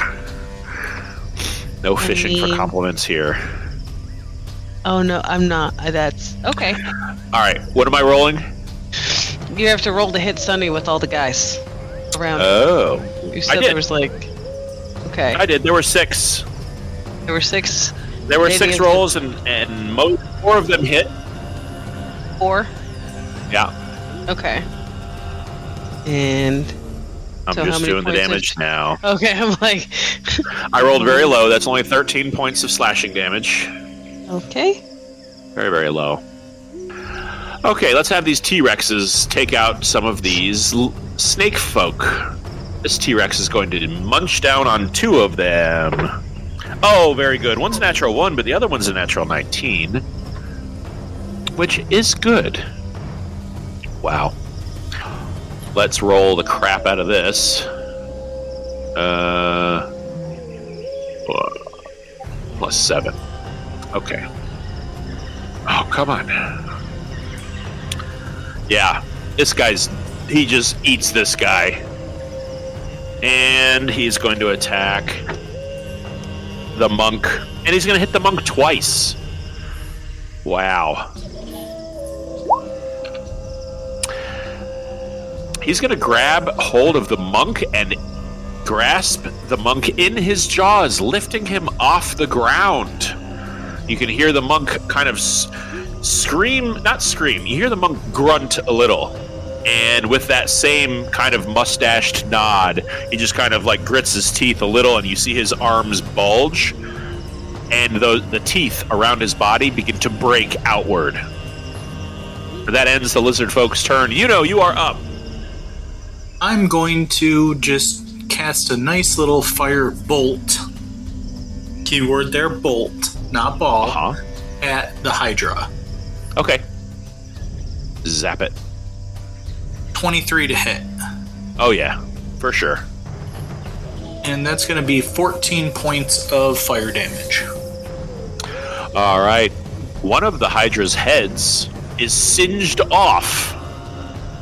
So it now only has 4 attacks. 4 heads, 4 attacks. And that will All right. end my turn.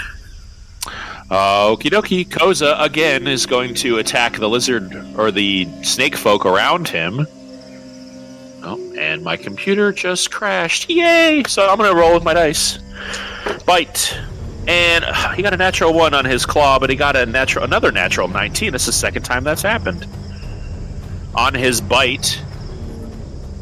But he is not looking great, folks. Let's do this. Yeah, that's going to be enough. He's going to kind of clear this whole area up a little bit. He's going to get rid of one guy. And that's going to... You know what? He's going to make the same leap. He's going to try to get away and move a little closer into this field. He feels he's safer if he gets closer to Iona and Baranor. They're going to take 2 strikes at him. Let's see what happens. Oh, no. Both miss. Woohoo. Both strikes miss. He gets away scot-free. And Baranor, you see Koza's panther just kind of like roll up on you. He's covered in cuts and bleeding, and just kind of look at you as the flitty fairies sort of surround all of you. Okay. Yeah. I am going to... can I upcast that? Okay. I'm going to cast healing words on Koza. Ooh. Okay. Koza's about to receive hit points. Noah just showed up. It's only going to be a first level one, so not a whole bunch, but All counts. yeah. He gets 9. It looks like. Okay. That can't be right. Oh wait, 3 to 2. Yeah, 9. Okay. So 9 hit points back. Okay. And then let me swap over to this. Luna and Baronor will roll up on this guy right here. Luna's going to attack first with pack tactics, going advantage. 27, I assume, hits. Another 10 points of damage. Damage. Uh-huh. Baronor will then hit because he's now. This guy here, you said? This one. Yeah, that was enough to knock him out. Oh, okay. He's already. He is out. Oh, okay. Well, then Baranor's going to move up. So this attack will just be a flat roll then, not an advantage. And he uses the... Where'd the compass go? I just had the damn thing. Oh, right here. That's a nat 20. Ooh, nice. So... Huh. I don't think I've had to use this ability in a long time. Okay, so... He's going to have to make a DC 15 con save. Jeremy? Nope, sorry, go ahead. He has to make a DC 15 con save. Oh, my bad. Because this is the yeah. light. That is going to be not great. The lizard folk has a low con, if I'm to be believed. Yeah, that's only a 7. Okay, so his HP is cut in half. Okay. And He is at 1 hit point. With your hooked-did Copus of Blight. Well, then any damage really works then. He was at 2 hit points? Yeah, he was at 3. Oh, he was at 3, okay. Yeah, I have to round down. Okay, I didn't see what that got. Okay, well, then the damage from the actual sword hit actually just finishes him off then. Yeah, you don't knock him unconscious. You slice his head clean off. Nice. So he is gone. Let's just get rid of him. Yeah. Okay. And that's my turn. All right. I haven't got to use the Hook Copus' ability in a long time. Long time. All right. In fine fashion, Dawn is going to take a page out of Yuno's book and go with his Eldritch Blast. Tried and true, except he's going to shoot 3 of them. And you know what? He's going to risk not hurting those around him, and he's going to aim all of them at the Hydra. Okay. 1. That's not very good. That's better. That's a natural 17, and that's a natural 20. Daunt comes through. Blast this thing. Babush, babush, babush. And I'm going to say this Hydra has lost 2 more heads. It now only has 2 heads. And being that it's not its turn, those heads that were just severed seem to singe on the edges. Kravish is next. And I'm just going to look at my notes with what Corey told me. He gave me a few things I think he wanted to do. Not die. Yeah. Not get sold die. into sex slavery. Yeah. No, let's not take that off the table just yet. Maven would beat you about the facial regions several times if you suggested it. I'm just saying, he kind of, like... Eyebrow is raised. I need to... Dragonborn, Yuan-Ti, lizard folk, you know. I'm giving you the people's eyebrow. I meant to post this. Hold on. What am I going to do with you? He could be a sex slave for one of them. No. Could have been being dinner for the other. Yeah, that's not going to work. Whatever. what he wanted to do is not going to work. Sorry, Corey. The time to negotiate is past. Yeah. I think that Okay. hit like a big old fireball. Yeah, I think so too. So Kravich is going to pull out Anthem's Edge and just take a stab at the big old Hydra. And he's going to hit it. And you know what? He's going to hit it so hard, he's going to pump a Divine Smite into it. I feel like that's probably warranted. And yeah, that's going to do a lot of damage. The Hydra falls to the ground dead. Oh, come on, roll 20. Now there are 2 Hydras. Okay, there we go. The Hydra is gone. It is dead. It's not moving. Just say that. And Kravish is just going to kind of hold his sword up and be like, all right, folks, let's clean these sons of bitches up. Which ones? Yes. Iona, it is your turn. Okay, all these various people surrounding me, how many have taken damage? Have they all taken damage? Oh, yeah. All of them. Oh, yeah. Everyone's hurt. Okay, in that case, I am going to start by hurting them a little bit more. So I'm going to go up here so that all of these are going to get hit with Spirit Guardians. Okay. Let me give you 3 wisdom saves. Although one of them already was in there at Aura, so I'll just do 2. One's a natural 20. The other one's a 13. Are you not seeing the 6 in the... Unless Roll20 is playing, I'm seeing 6 that are not unconscious. You can just but you were down here, Yeah. right? So now you're up here. And you're right. I see what you're saying. I'm saying that there were 3 new guys involved, but the other guys were also involved as well. That's 2 fails. And that's one's a 17, one's a 14. So it looks like 2 maybe have passed. One's a natural 20, one's a 17. Those are my highest scores. Okay, I don't believe the 17 is going to crack it, actually. No, 17 doesn't crack it. All right. So only the nat 20 has made it, the rest are getting the full 16. Okay. So this guy's dead.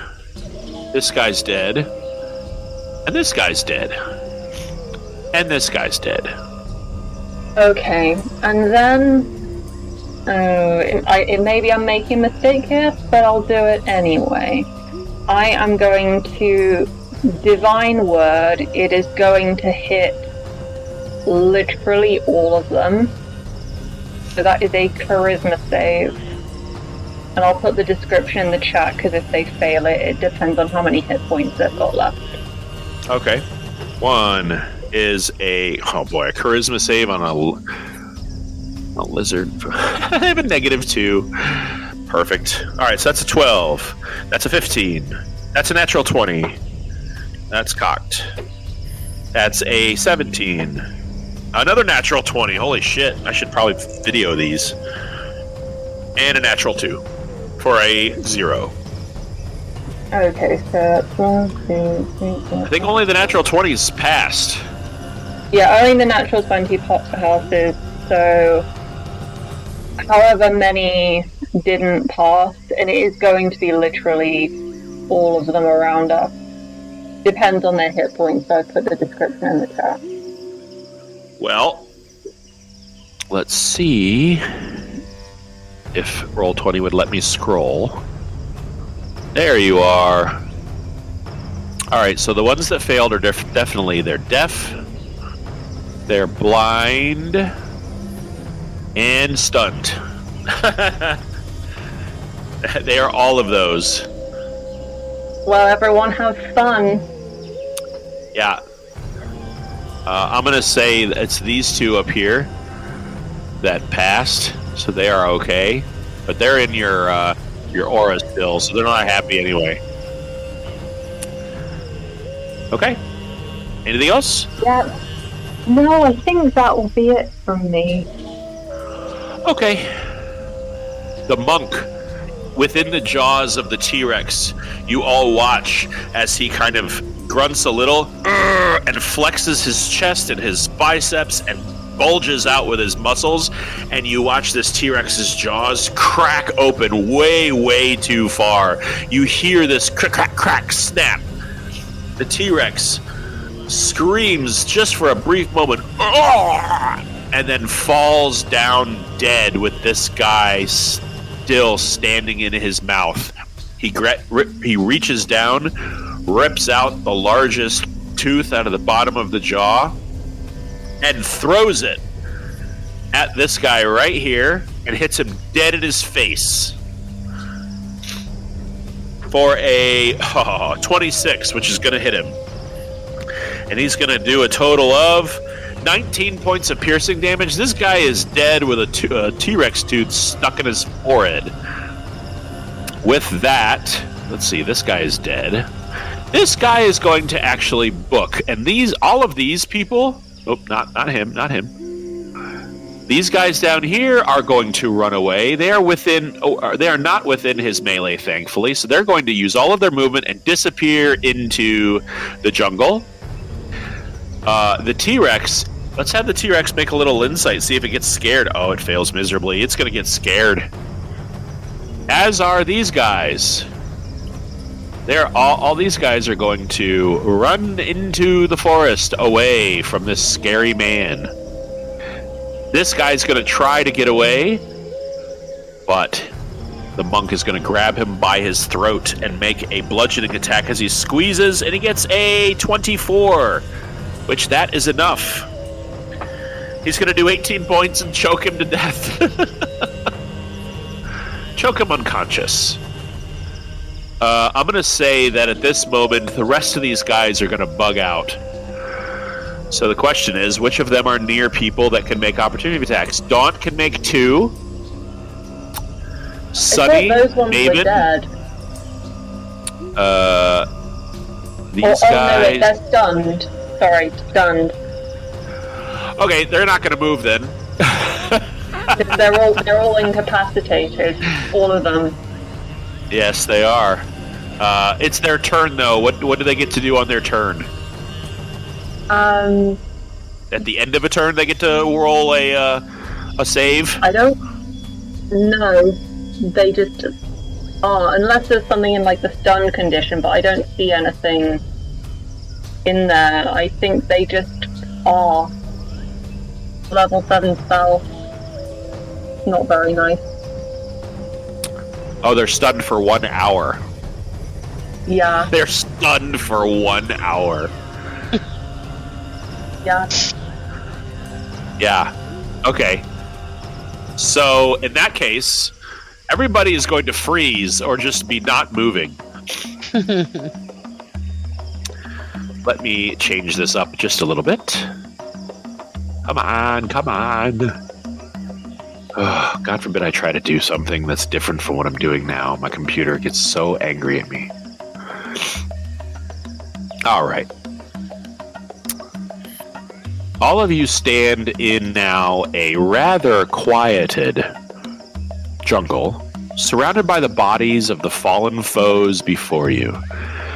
This monk fella, he kind of looks around, snapping his neck left to right, kind of gauging what's going on. And he's going to walk up to these two just carefully where Daunt is. I'm going to have Daunt make an insight check. I mean, this guy is unknown to him and very dangerous and powerful looking. He's going to get an alright insight. Not great. 12. So he's going to take a half a step back and just give this guy a nod. This guy walks up to Yuno, gives you kind of a glance, a look up and down. He's very tall. He's looking down at you a little, and he turns, and he's going to just roundhouse kick this guy in the face, knock him over. No, all the way over. Come on, there we go. And then he's going to turn and face all of you. And he's going to kind of give a hands on his hip and, a proud mustached smile. And he's going to kind of regard you and say, "Well met, friends. It's a pleasure to fight alongside capable warriors such as yourself." Yeah. At which point, the face man is going to say, "Well, it's certainly good to meet you. May we ask your name?" And he's going to walk up to Kravish, who is about the same height, and he's going to look down at you, Maven, and he's gonna say, "Nukchoris, Monk of Cord. Oh, good God. And he's going to extend his hand to Kravish, who takes it and he grasps it, and you instantly see Kravish go, "Oh God, oh nice to meet you." And he's going to offer his hand down to Maven, Duckchorus. Hello, sir. How are you? I'm well. Okay. May I ask why you are in this forest? I mean, I wasn't expecting to find a group of adventurers deep in the jungle. Yeah, we're just... How circumspect am I supposed to be being here? Kravish is going to speak to you through the earring and say, I mean, don't tell him specifics, but this guy kind of seems like he's against both of these folks. Okay. Well, we're just heading on over around the way to the other place. She's not Make a deception check. That was terrible. Yeah. Okay. Hello, Noah. Hello. Hello. You are a beautiful black panther with a green mane of fur. That'd be a solid 15. That is so good for me. All right. He's going to roll up 19 insight. He's going to kind of cock his eyebrow up a little bit and look the rest of you over and say, well, it's not like we need to know each other's secrets. I'm simply here hunting Wan Ti and got wrapped up with these lizard folk. Fuck this guy. And he's going to kind of step over the stream in this direction towards the south. They've got a ziggurat somewhere deep in the jungle. It's rumored that they worship a green dragon. Ew. I've been charged by my temple to bring an end to this green dragon's reign. And he just kind of looks in that direction, and he says, quite a diverse group of characters you guys are. Got definitely a fellow monk. Looks like some sorcerers or magic users or some such.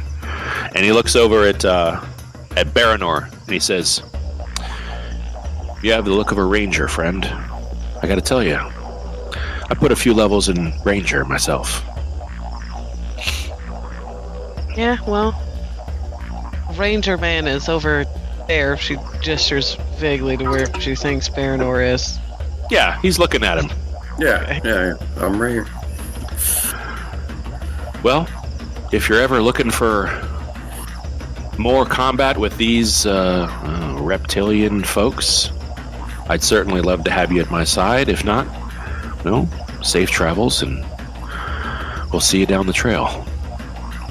And he's going to kind of give you all a shallow head bow. One more mustachioed nod out of respect and gratitude for your assistance. Step over the corpses of these, as he calls them, Wan Ti, and stomp his way through the jungle and out of sight. And that is where we're going to take our break. All right. That was a good fight, folks. It was. Where my music went, but it disappeared because my computer can only do one thing at a time. It's been a slow internet day. Anybody else having that trouble? I know we're all over the country, but Mine's great. Mine's been pretty good. I was having some trouble at work with a certain computer, but I don't think that had anything to do with the internet. yeah. Well, it is 4:14. We'll call it 4:15. We'll take a short break. We'll be back here at 4:25. And we'll see about getting y'all through the last two legs of this journey across the island. Hopefully you don't run into too many local denizens that harry you in some way, but we'll see, I suppose. Yep. Yeah. All right, we'll see you in 10 minutes, folks. 4:25. All right. Okay. All right.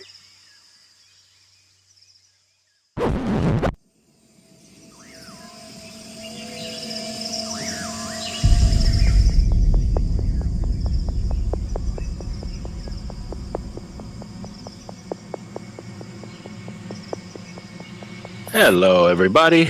Hello.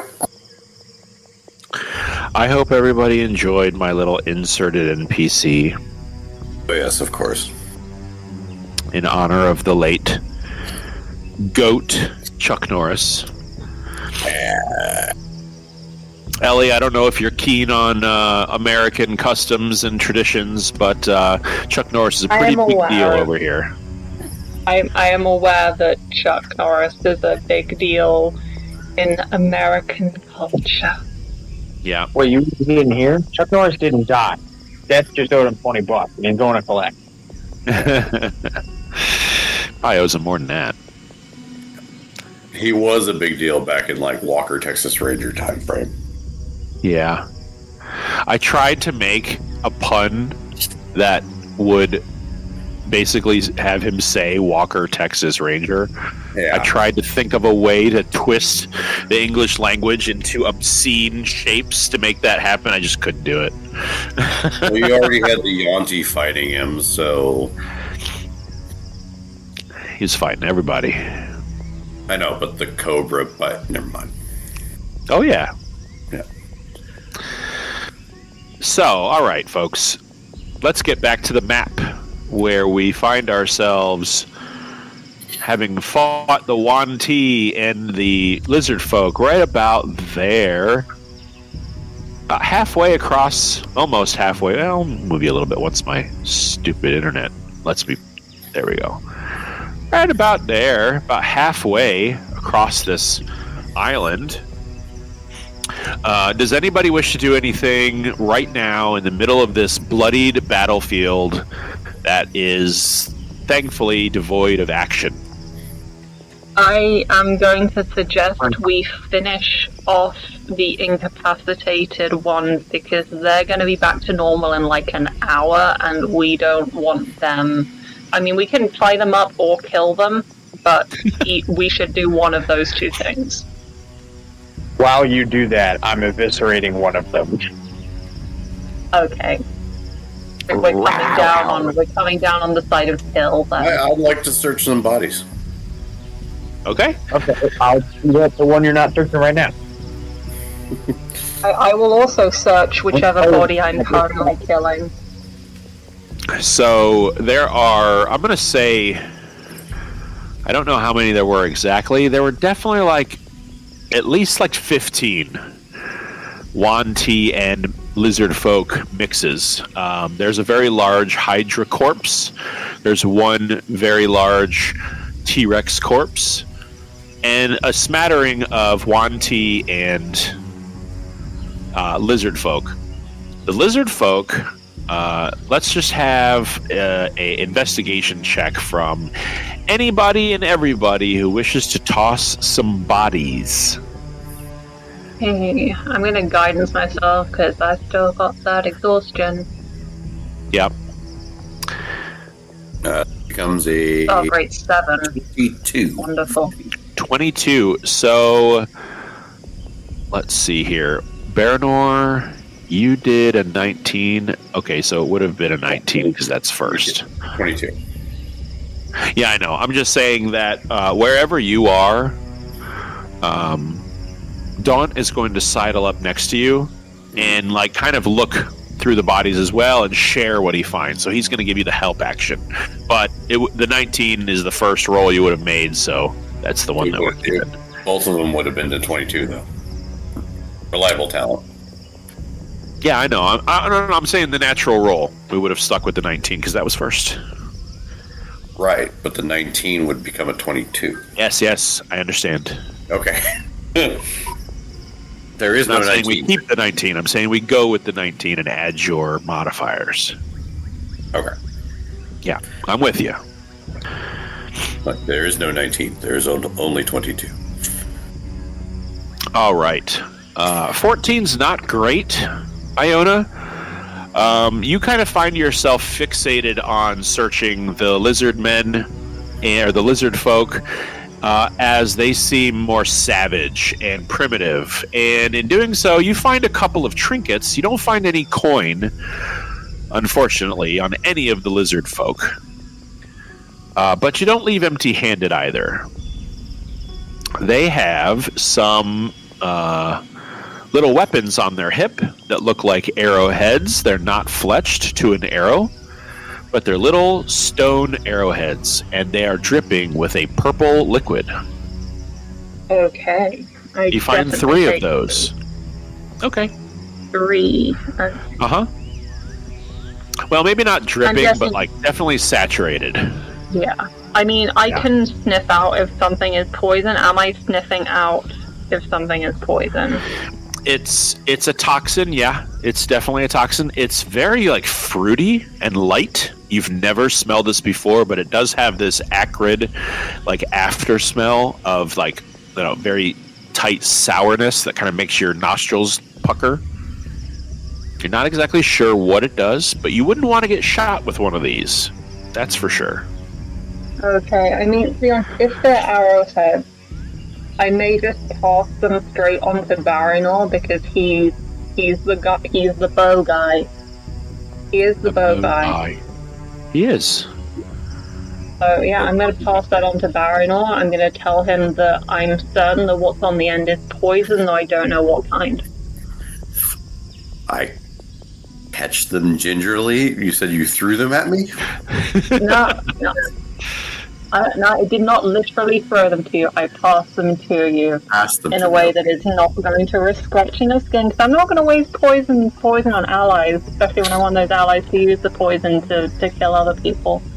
Okay, I'll put them in one of the pockets of my quiver. All right. So those are going to, they're real simple, okay? Without studying them, you're not going to know exactly what this after effect will be, but these are just regular arrowheads. They're made of stone. They do typical arrow damage. Whatever your longbow is, your short bow, whatever that damage is, they do that. They also do 5 points of poison damage on a successful hit. They just automatically 5 points of poison damage. But there is a secondary effect that you would have to research. Okay. Okay. Do that later. Yeah, that's fine. Baranor, you find. Are you checking? Like, you're not gonna check all the bodies, or we're gonna have to, spend the night here because it's starting to get late. A couple of them. You want to check lizard folk? Do you want to check Wanti? A little bit of both. I mean, the lizard folk. I was kind of fighting them, and I could see kind of what Iona was seeing. They weren't very sophisticated weapon-wise and stuff. Correct. I mean, let's go check out the Yanti. All right. These creatures are very different from the lizard folk. The lizard folk they're reptilian, but like barely. Like they have like a Komodo dragon like head where it's vaguely reptilian. However, the Yanti, they are definitely one strain or one species of snake. Like, you don't see like python Yanti and adder and anaconda. Like, they all look like this teal green viperous jungle snake in humanoid form. They all have snake faces. You don't see any human looking Yanti here, or even vaguely like half and half. These are very snake-like faces. They all have fangs. What's that? I was gonna say, I don't even know if Baranor knows what a Yanti is. You do now. I mean, maybe not the name, but you've definitely encountered these things before. Yeah. And I'll say, you know what? Kirvish is definitely kind of plucking his Mandarin as he looks around the room, or the battlefield here. Let's see if he knows. Let's have him roll history. So you toss the bodies of 5 or 6 Yanti. You do find some valuables. You don't find any conventional coinage. Okay. But what you do find they're like small, about the size of a marble, small gold, silver, and copper balls, little spheres. Okay. Okay, so I'm going to give you the equivalent of their value, and you can cordon these off if you want to put them in a separate place and keep track of how many there are. Sure. I'll say you've got 30 gold spheres, and each one, it's 1 for 1. Each one is a gold piece. Yeah. In value. At least face value. You might be able to negotiate better prices yourself. It's up to you. There's going to be 53 silver spheres and 7 copper. It looks like these creatures don't carry a lot of very low currency. They are, all of them, adorned in, quite frankly, beautiful jewelry. Doesn't look particularly valuable. You don't see a lot of gold. You do see some gold necklaces here and there. So I'll say that you find 50 gold worth of jewelry just on one guy. It's mostly like gold thread and embroidery. It's but the bulk of it is these like huge, chunky, carved stone pieces of jewelry. Big, thick, round beads on a necklace. They have, they do have forged, like, bracers and things like that. It looks like there's some form of metalworking done to them. But they also wear more primitive clothing than, you'd find at the capital. So they've got, like, leather and grass skirts, those that have legs. Some of these Yuan-ti have just long tails that, taper off. But not a whole lot of clothing on anybody in here, as it's a very warm climate, and they seem to be dressed for it. Yeah. So that's just the one guy. I'll say you find a total of, and party-wide, anybody who's looking,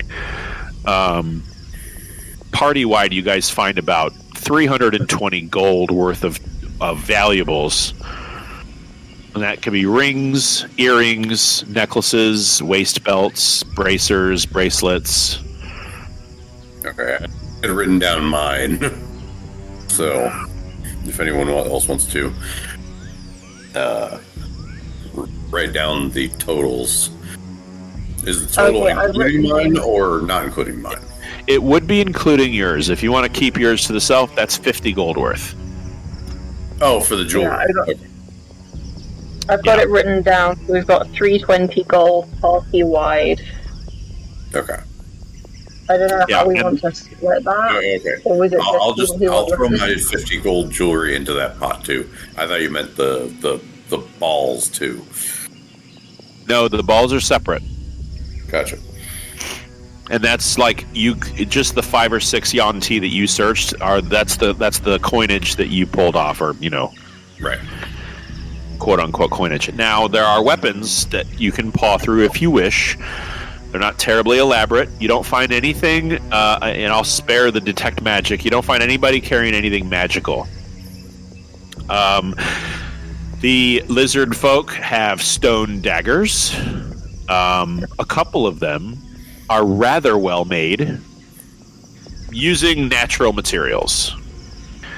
One of the lizard folk has a very sort of long, short sword almost, but it's curved out of a huge reptilian fang, and it's kind of like just like a small sword. Okay. The Yuan-ti, they do have honed weapons. So you have a total of 6 knives, which it would be like a small dagger, and about 5 inches long total. The Yuan-ti, each and every one of them, so 12 daggers. Every one of them has a dagger, and they're all the same. And they're pretty neat. They have kind of a gold handle and a snake's head on the pommel, and the little tiny guard on the dagger curls into a snake's tail on either side, and it comes to it's kind of a wide flat blade that comes in a triangular shape to a point about 16 inches long. I'll take one of the Yuan-ti daggers just for shits and giggles. There are. It does. It looks neat. It doesn't seem to have any special. In fact, you can kind of tell this thing could use a sharpening. It doesn't have a great edge on it. Yeah. But it looks a little worn. It doesn't look brand new. Looks actually pretty old, just well kept. And you do find also, we'll say 10 workable spears. The rest are damaged and destroyed. But it's a wooden shaft and stone. 5 of them are stone spearheads. The other 5 are just kind of worked steel. Nothing really elaborate about them. Okay. Like I said, I'll just take the one dagger. Okay. Okay, I would like to take one each of the stone and the Yuan Qi daggers. All right. The stone dagger. It's just it's flaked. Looks like shale, like a gray stone, but it comes to pretty razor's edge on a serrated edge. The Yuan Qi dagger is made of steel. It looks like it has gold as on the handle. It's probably not made of gold. It might be plated in some way or adhered to, because it feels a little like steel's weight. Yeah, I don't sort of wear them on my belt. I put them in my pack. Okay, I would wrap it up. Then I'm going to There are no sheaths. These things were stuck in these Yuan Qi's belts.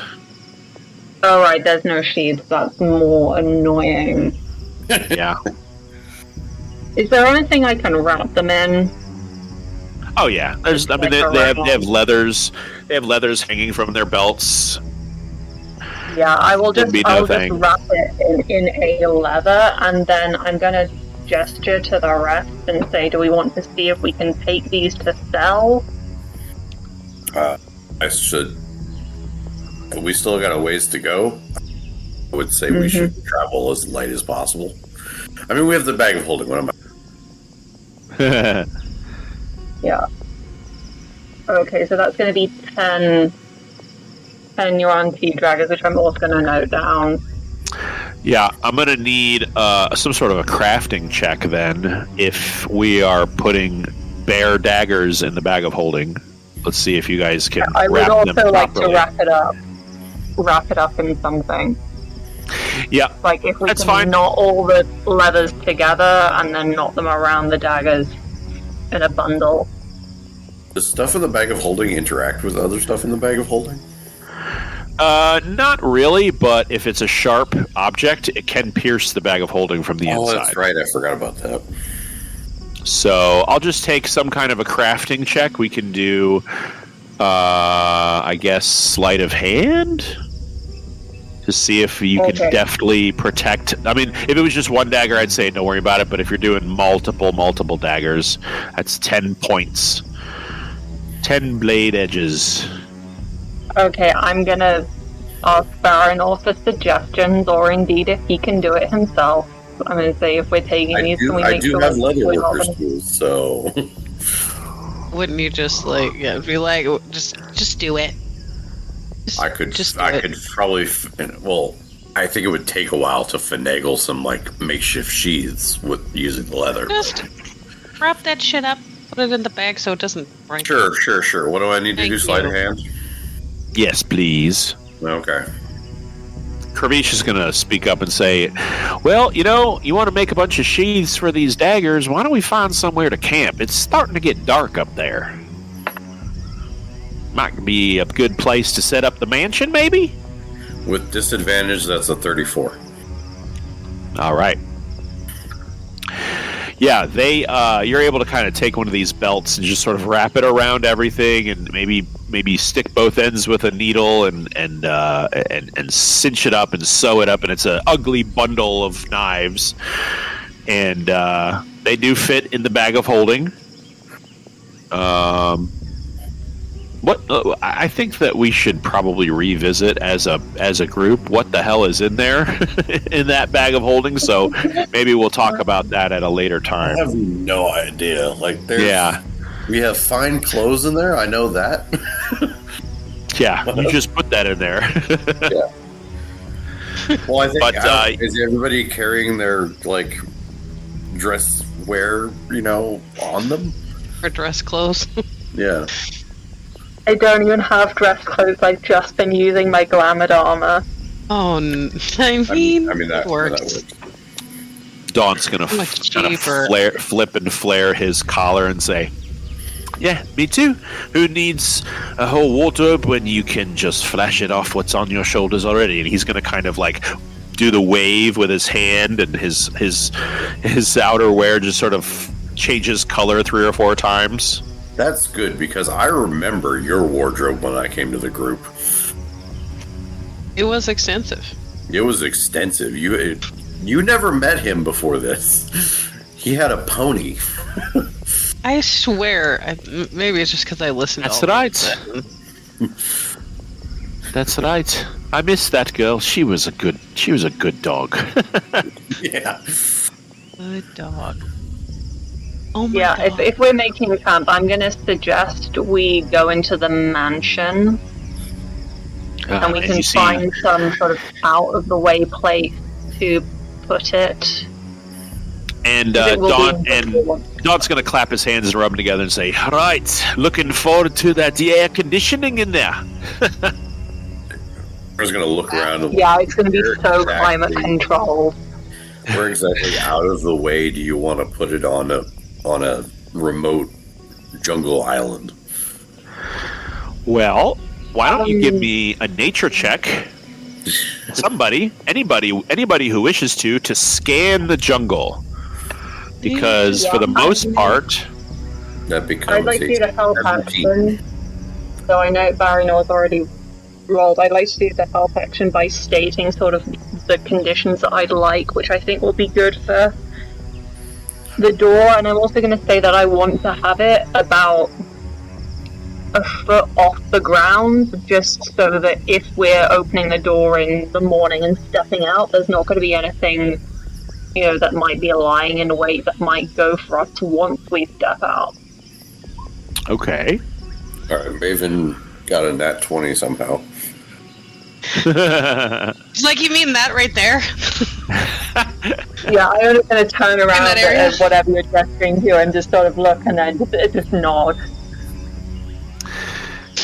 So what she's pointing at is what looks like a curtain of vines covering the bottom of a tree trunk, a very large, wide tree trunk. And as you kind of sweep those vines away, and mind you, you're all looking at where she's pointing, and you're like, It's the jungle. Like, it's just vague. She's pointing at vaguely the jungle until you go over and step to it, and you have to kind of turn around a corner, and there's kind of a large boulder obscuring half of it, and she kind of pokes her head up from like almost like she was invisible, just kind of in the jungle, and turns out she found a kind of rather well hidden, well obscured, but now that you're looking at it, it's distinguishable, so you'll be able, if you kind of leave the mansion for some reason and come back to it, it will be terribly hard to find. Because of the rest of the jungle around you looks like this.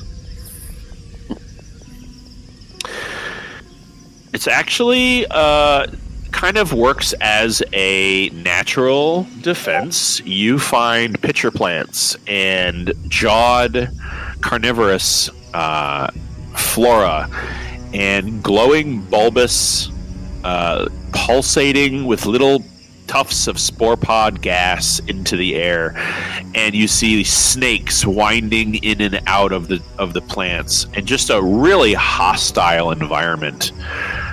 You imagine that there's probably not a lot of predatory creatures that want to stumble through what is a minefield, basically. And that's where Maven kind of finds this little curtain of vines. Okay. But yeah, that mansion is going to be so climate controlled. Also on the feast table, there's going to be all of like the usual foods, but there's also going to be like ice to put in drinks. There's going to be a tasteful selection of sorbets. I love it. I would love. Oh, Is there coconut? There's But- pina colada but- Shall we flavored roll to stuff. find out if Iona knows what a coconut is? Oh yeah, definitely Oh, yeah, roll I'm history from on the- that one. I'm from the coast. Okay, You're from history. the swamp. Do I know what a coconut is? Yes. Let's no. try something on the mezzanine. Okay, yes, Depends on the that's mezzanine. 19, but whether she knows that they exist. DM? 19? It's the coconut of the cocoa tree. No, you don't know what a coconut is. You've never heard of it. you live Okay, You yeah, live on the 19. complete I opposite don't know end what of the a coconut world. is. That's okay. I'll say this. Okay. You've read about exotic fruits and veggies. You know what a star fruit is, but not a coconut. Sorry. Yeah, I don't know what that is. So, Maven, if you can find one to show Iona for her to eat, then maybe we can get into that ballpark. But no, Okay. we do Okay. not have coconut. We'll work on it. The little drinks Yeah, with there are little some hats kind in of them. The only one you've creative had is it's got a witch's hat. Yeah, there are like some creative sorbet flavors from like stuff that pretty much only exists in Denmark, and it's kind of you taste it and it's like, is this just like a poisonous plant that doesn't have the poison in it and is being used to flavor a sorbet, and it's not normal, but the flavor kind of intrigued. Like it.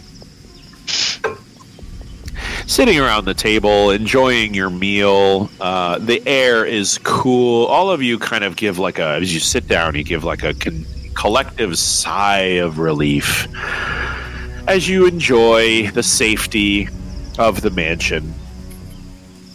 And the evening, everyone's quite tired. Kravish is going to sort of play a little tune. Not really in a hurry, but he's going to play one of his short ones. And he's just going to kind of finish up with a little strum of his guitar, put his gauntleted hand on Maven's shoulder and say, "Well, Boo, I'm hitting the sack. I'm bait." I think that's your cue. Maeve. What's up? Sorry, I was coughing really hard. Okay. I'm having really bad allergies. Kravish is going to bed. Okay. I will also go to bed. Okay. Yeah, it's everyone's been through it. You're all hot and sweaty. Despite anybody who's been in a air conditioned room after being really hot all day, it's not, you don't feel great. It's just you're cool now, but you're slimy, you're sweaty, you're itchy. Wet is getting cold. The wet is getting cold, so you're kind of getting a little cold now. She's going There to are lit bathe. hearths. Ava's Yeah. going to take a very long bath. Yeah. Kravish is going to join you only enough that he can dip himself in, get himself clean, and as the hot water starts to lull him to sleep, he realizes it, nods off, wakes up, and then just says, "Whew, I'm cooked." Go to bed. I'll be in a minute. Yeah. He dries himself quickly, and you just hear somewhere in the distance, kaplunk, and a silver-scaled snoring. Anybody wish to do anything tonight before we move on to the second day? No, but I will say that in the library, given that it's pretty much all the books Iona's read, I'll say the Wizard's Marriage Season is not on display. However, there is a secret drawer in the base of one of the bookcases where there is a copy of it now. So that is where an edition of Alienora Nunquam's seminal work is being kept out of sight. So secretive. Only Noah knows that, or only Iona knows that. Yeah, or if anyone else has really high perception and happens to be looking at the bookcase and notices the secret compartment and figures a way to get it open then someone else, but not Don't until tell then. Baranor all that. It's okay. I'm not going to judge you because you like Twilight. She didn't even like it. It's just there. Oh, That you read it. yeah. Well, your secret is safe for now, Or no. as the evening's rest calls to all of you individually.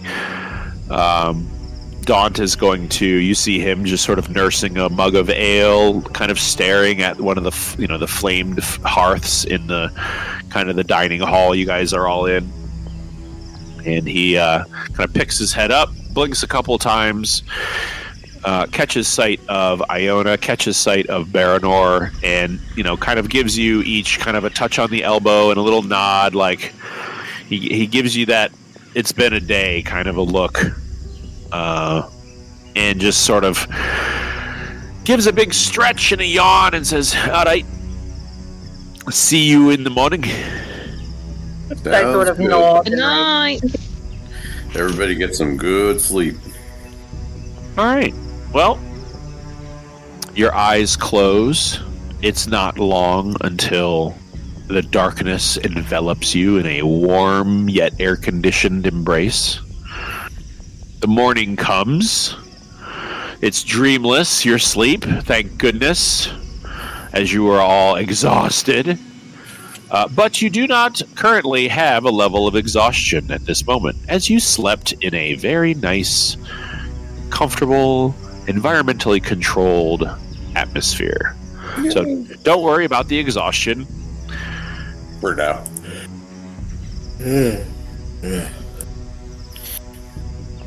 Some of us still have exhaustion. Oh.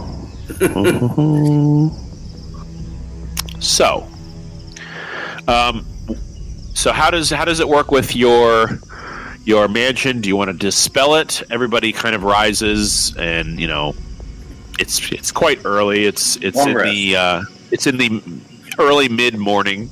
Yep. Oh yeah, definitely long rest. Yeah, Go I ahead and will. make your Once application. we've had our breakfast and we're out, and I'm going to do a quick check outside to see that we're safe to come out. You crack open the door, and just like 3 inches away is just a giant iris. No, I'm just kidding. Just a huge eyeball. Just Dino's right there by the door. It's just a 3 foot wide eyeball just staring right at you. You open the door to your mansion. You're instantly hit with a wave of heat and humidity that you did not miss at all. And the sounds of the jungle return to you. Chirping birds, frogs, maybe distant growls of some kind of feline or predatory animal. Nothing close to where you feel it's looking at you or hunting you or anything like that. Your passive insight's enough to tell you that, suddenly you just stuck your head out from the mansion and introduced yourself back into this environment, and the environment is sort of just happening around you. Okay, in that case, I am going to tell the others so that we can then, leave, and then once we leave, I will dispel it. Poof! Everybody lands a short foot fall onto the jungle floor. Continuing on your way west, Daunt would like to be at the front this time. All right. As you all traverse through the jungle floor, I need someone in the party to roll a d20, please, because something random is going to happen. Let's see what it is. Don't care who it is. Just need a d20 from someone in the party. 6. 17. I rolled a 6. I already did it. Okay. I'm so fast. All right. A 6. We die of dysentery. All right. You guys are diverted off of a due west journey, and if we look at the map, you're diverted due south because of what looks like an immense downed tree covered in vines and ancient foliage. You guys are right about here on the map. Ancient foliage. You also discover remnants of tribal kind of paintings on trees. And some of you that were paying attention to the lizard folk realized this might be a language of theirs, as some of their clothing and weapons had little scrawlings and scratchings that look similar to this. So you know that any further south, and you would probably encounter perhaps their civilization on this island. Do you wish to continue south, or do you wish to push through, and we're going to have to roll some athletics and acrobatics checks to kind of get up and over this huge, immense down tree? What do we think? I'm down to just climb over the tree. Yeah, I'm good. I'm good to go climb over the tree. Okay. Kravish is going to, this is according to him, he's going to burn a flight and fly over. Maven, obviously, you are welcome to fly on Sunny's back. Sunny can carry one more person if you wish. Who's the least athletic here? Hey, Koza, you wanna fly over the tree with me? It was a good, like, wild shape in something. I mean, then he wouldn't have to waste the wild shape. One to athletic. I don't Okay, know. I'll just follow the tree. I can't understand What was that, you. bud? You kind of burbled out. Sorry, I'll just follow her over to the tree. Still didn't get it. You guys, am I like sounding quality? Better now. And now we can kind of hear you. Yeah. Okay. I'm just because I have my Wi-Fi, but then I'm going to follow her to the tree. Okay. What are you, by the way? Are you? Because right now you're Koza. Yeah. I could wild shape. Why waste the wild shape? Yeah, you're right.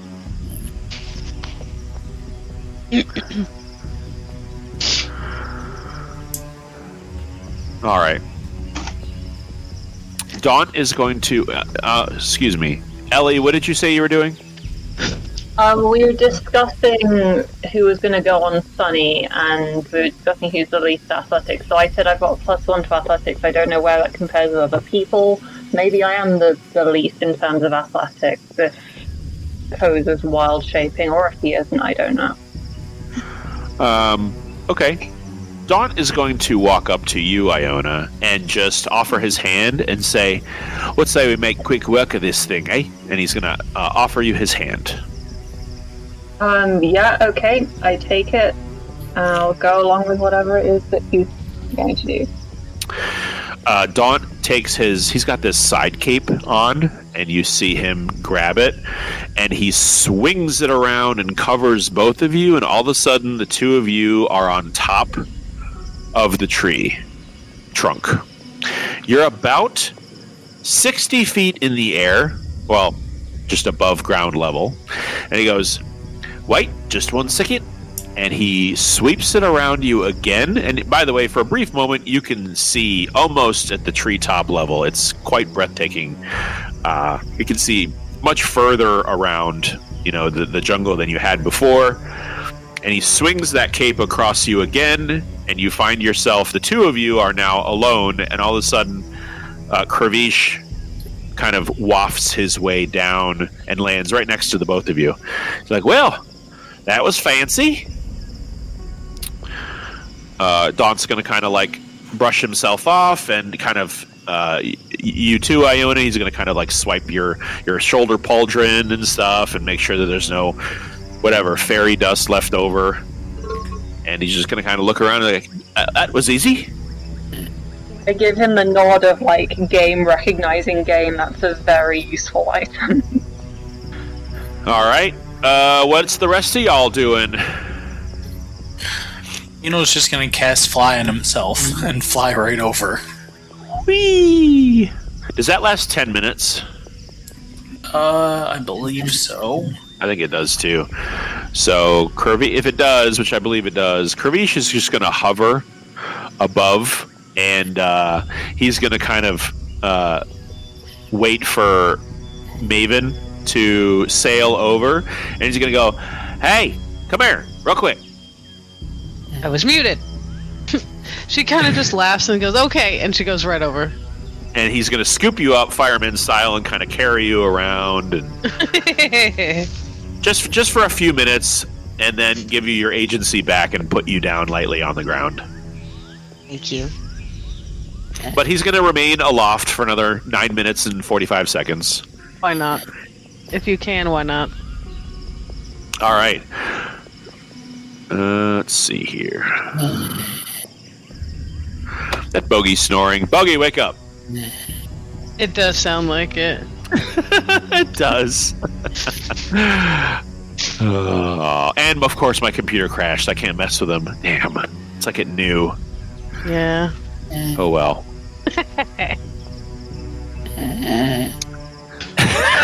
Somebody mute him. Can I mute him? Can I do that? Is that something that I can do? I think so. I don't know if I can. Let's see. And I'm just going to write to him, "You were sleeping and we could all hear you." Yeah. Ah, there he is. Wake up. All right. What is everyone else doing? Let's get you all on the other side of this tree. So Yuno's flying, Koza, what did you do? Is he writing Sunny? Yeah. Yeah. Aha. All right. I think that's everybody then. Okay. You emerge on the other side of this giant downed tree trunk, and the jungle is just as unforgiving as ever. It seems to be getting more dense. It becomes a little difficult to navigate. So let's just get a survival check from 2 people in the party, as you got to keep track of each other. And that's getting a little less easy. We're not exhausted anymore, so it's not disadvantaged. So the first one, 32. Okay. And who else is rolling survival? Let's have Koza. Koza, let's have you roll survival. Daunt's going to be in the front. And Koza, Baranor, you guys are kind of in the back. If you guys don't fuck me in. Hey, that's not terrible. Not bad, not bad. You guys are able to very loosely while walking slowly. Now, mind you, everybody is traveling at a slow pace. You're only going to make about 24 miles in a day at this space. Or no, rather, it's I think it's 18. 18 miles in a day, and you find yourselves stopped. Daunt is the furthest ahead, and he just kind of stands, and you can see now that there's a big clearing beyond him where you don't see like nearby tree trunks. And as you get closer, he can hear you. Getting closer to all of you, you hear him go, "Guys, we've got a little problem." There's always a problem with us. And what you see separating you from the other side of this clearing is, once this loads, a rather imposing gap. Okay. That is a crevasse. A crevasse. You see a canyon, a crevasse, a chasm, a ravine, a crack. And as you kind of notice, there are several of them. So I would say everyone who is flying is no longer flying. You definitely could get across it if you flew in 10 minutes if you had to. So there is a significant gap. You couldn't jump it. Not even you, Maven, could jump this gap.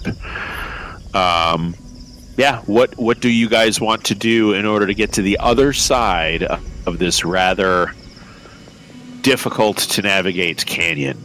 Do you wish to climb down? It's gonna cost you time, but you could climb down to the bottom of it and climb up the other side. Do you wish to magically teleport yourself? Dawn's gonna look at Iona and say, "Sorry, love, but I'm all out of charges on this cape I've got. At least until tomorrow, anyway. I don't think we want to set up camp this close to where we slept this morning."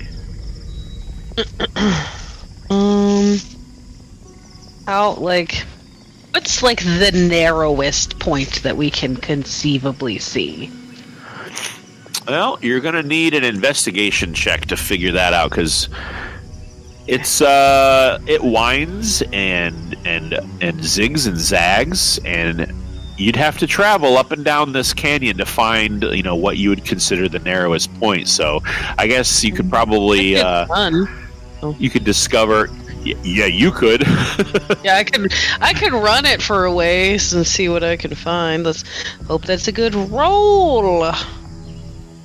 If you're going to run in the opposite direction through the forest by yourself, I'm going to need you to roll a d20. Okay. If you're going to separate yourself from the party, to which Kravish immediately says, bad idea, bad idea. It's fine, I'll be fine. It was a 16 for investigation. All right. Roll a d20. 9. 9. 9. All right, everyone else standing where Maven just took off from, you sit and you wait, and you wait, and you wait, and Maven comes back after an uncomfortable amount of time. And unfortunately, I'm gonna get a stern talking to you. Yeah, unfortunately, you don't really find a significant meeting of the edges where you could jump over it. Yeah. The furthest looks like it could be anywhere between 600 meters and 1,000. Yeah. And the narrowest gap that you were able to see without taking 3 hours was somewhere in the neighborhood of 60-70 feet. Okay. Which you could probably jump, but others in the party, not so much. Could one conceivably, take a running start and then cast Misty Step in midair? Ooh, that's a good question. If it's 60 feet, I can get myself across. But you said 60, 70 feet, so I don't want to assume. Yeah, we'll split the difference and call it 65. Yeah, okay, I can't get across. Conceivably take a running leap. I mean, what is Misty Step? 20 feet? I do believe it's 60, but I will look. You would have to travel, the whole party would have to move about a half a mile north along this ridge to find that spot. Okay. Hey, I'm just spitballing over here. Okay. Yeah, it's a pickle. Kravish, you see Kravish is kind of scratching his chin with his nail. Oh, it's 30 feet. Never mind. Well, I mean, you could probably get across, and I don't know. I mean, well, 2 people could ride on Sunny's back, right? I could probably get across. I don't know how anybody else is looking, but... Well, how much rope do we got? I think I have some rope. I personally have. Let me make sure. I do, in fact, have... How many was it? I've got the standard 50 feet. Yep, same. Yep, Krabish has 50 as well. Daunt's got 50. Everyone seems to have 50 feet of rope. It's that one thing that you just have in your pack from the starting gear and you never think about until you need it. Except for, I don't think carries rope. He doesn't carry something as pedestrian as rope. I mean, They give you when you become an adventurer, and you keep it forever. You never use it. yes. Yeah. I can fly and teleport. I don't need rope.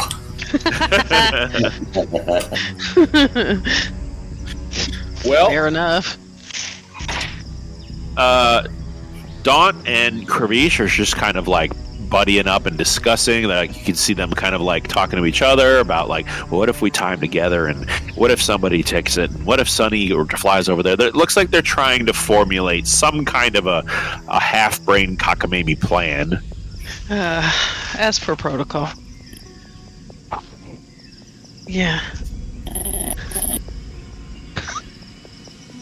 How does he fall asleep so fast? He was just talking. He's literally gonna tell you it's because of the army. You can just fall asleep anywhere at any time, at any opportunity. That is not exclusive Not to the army. wrong. I could do the same thing. I'm not saying he's wrong. I'm just saying that's the standard answer. Poor Baranor. Poor Bogey. We're keeping you up. So steepy. He'll be. Oh, we know you're there. We know you haven't left. I'm just waiting for my turn. If you I have have a any wing- ideas as to how, oh yeah, you have winged boots. I have winged boots. All right. I could. I So don't know how those exactly would rule, but I could maybe carry someone. no. I can carry Luna. You can maybe carry Luna. I would make you roll for that. That's terrifying. Yeah. I'll tell you this. You could How about carry I Fenrir. put Fenrir in the ring? Carry Fenrir. Fair enough. Yeah, you could carry Fenrir. Yeah, so I'll put Luna in the ring, carry Fenrir across, and then swap him back out. She just kind of looks at you and goes, "Frickin' fine," and reluctantly bigger. goes into the ring. And then Fenrir once pops out. And when we Yeah. get to the other side, just swap him back.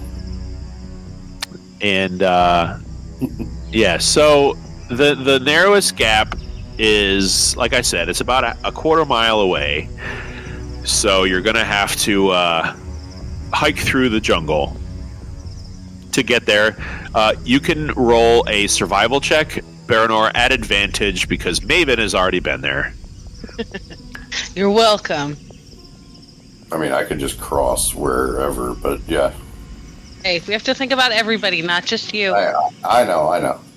Survival, you said? Please. I mean, is that's different from the one I rolled earlier? Let's see, survival. Yes, yeah. This is a different terrain, different area, 32. following the ridge line. 32. 32. 32. Yeah, no problem. You lead the group through the safest route along the ridgeline. Sometimes you got to dip a little further into the jungle to avoid cracks and chasms that snake their way into your path. But with a little tenacious hiking and stable footwork, you're able to get there. You do find the gap. It's narrower than you've seen it up to this point, which is a little relieving, but it still seems really far. So we have who is casting. You're going to burn a flight. Yep. Okay. I think Krabish, I don't know if he has another one, so we'll table that for right now. Let's see here. I can bring up his character sheet. Koza, what is Koza doing to get across this gap? I guess I'll use a wild shape. Now I'll You turn turn in. Let's see, what's a good bird for example? Could we do like giant eagle so you can ferry someone across? Does Yeah. Does he have eagle? Oh yeah. I can imagine, yeah. Yeah. All right. Let's see. I think Daunt can do something for just him. I think he can cast flight. He's got flight. He's a warlock. Dimension door or something. Dimension door would be good right now. Misty step. Misty Step won't get across. That's a little too far. Misty Step is 30 feet. I Look think it I up. actually can get across. I've just thought about it. I can get across. All right, what you doing? Because my boots will get me 60, but I can jump sort of longer than that. Longer than 5 feet. So as long as I jump, and then like at the apex of my jump, like my heels, that'll get me to the other side. I like it. All right. As you go to leave this magic, you watch Daunt. He just kind of gives you a little half a wink and turns and sprints off the edge and flies his happy ass all the way across the gap. At which point, I'm sure Sunny and Kravish are over there and Maven. Yeah. So as you run and jump off the edge, you watch as Koza morphs into a giant eagle, and whoever is left jumps on his back.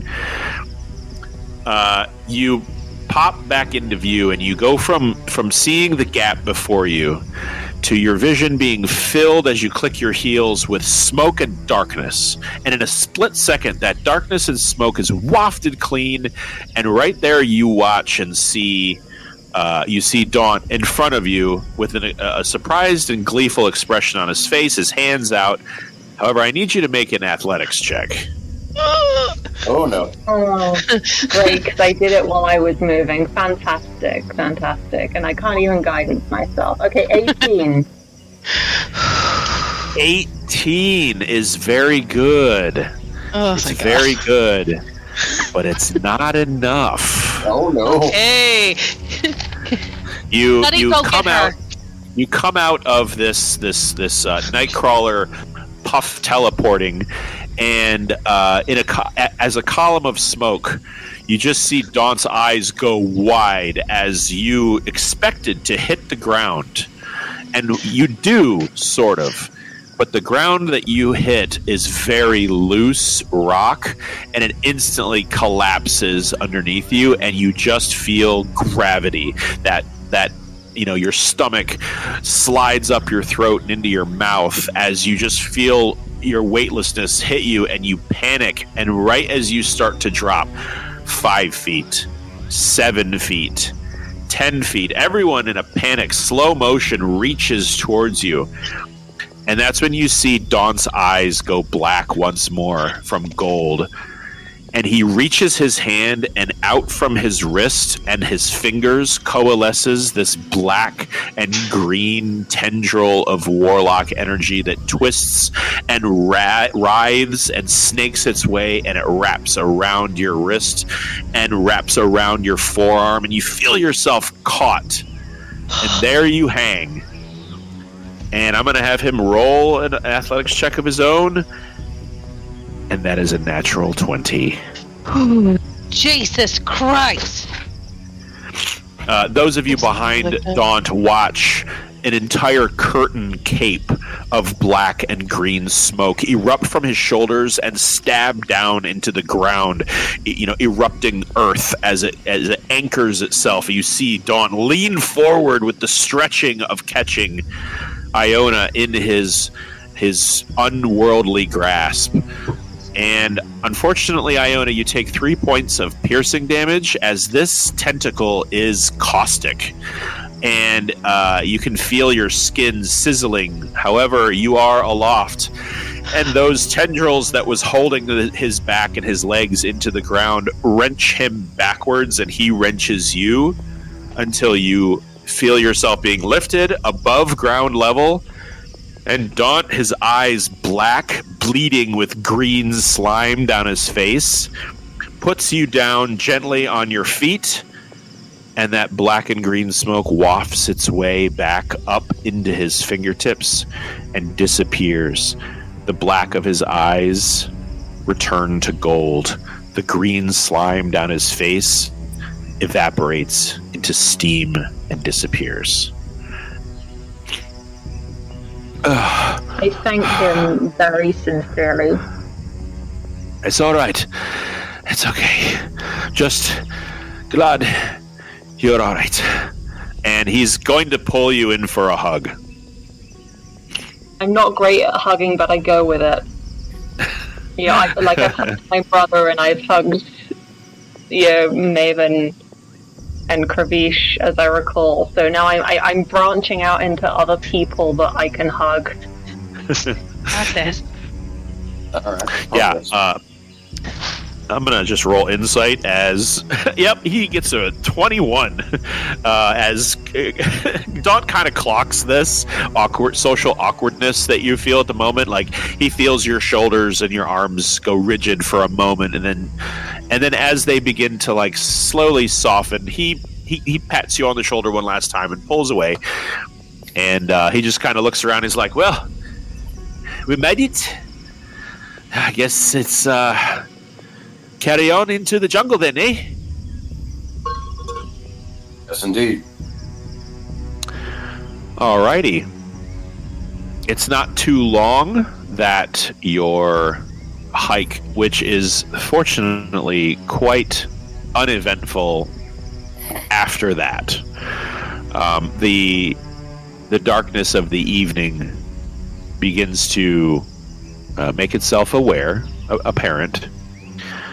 And you get close to that period of time where your mansion spell does, you feel it like a glow in the necklace, kind of like pulse, like it has energy again.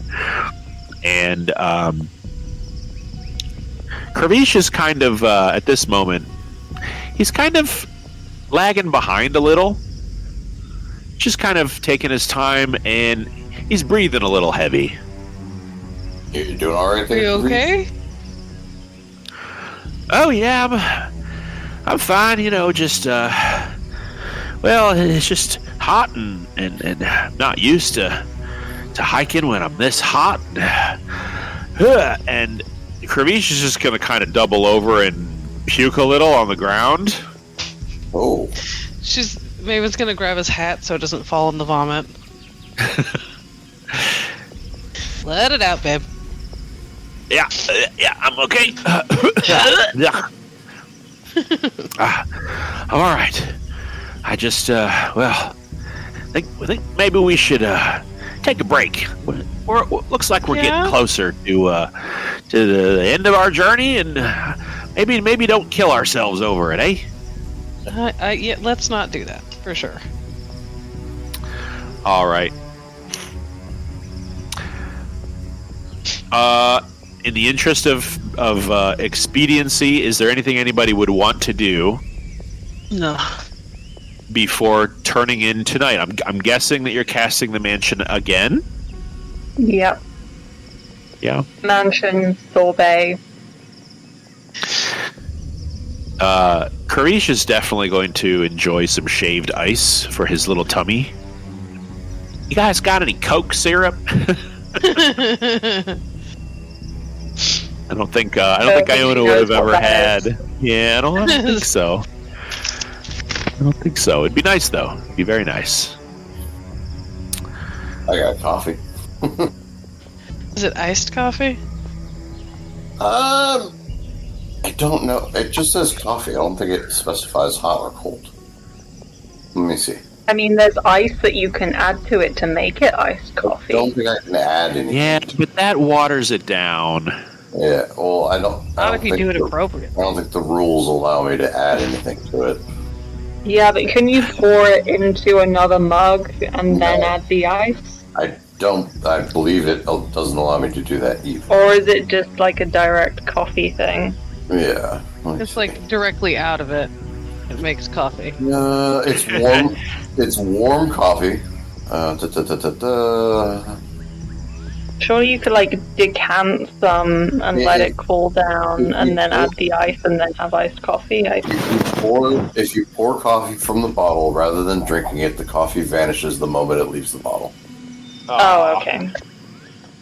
It's like You're trying to take food out of the mansion. You can't do it.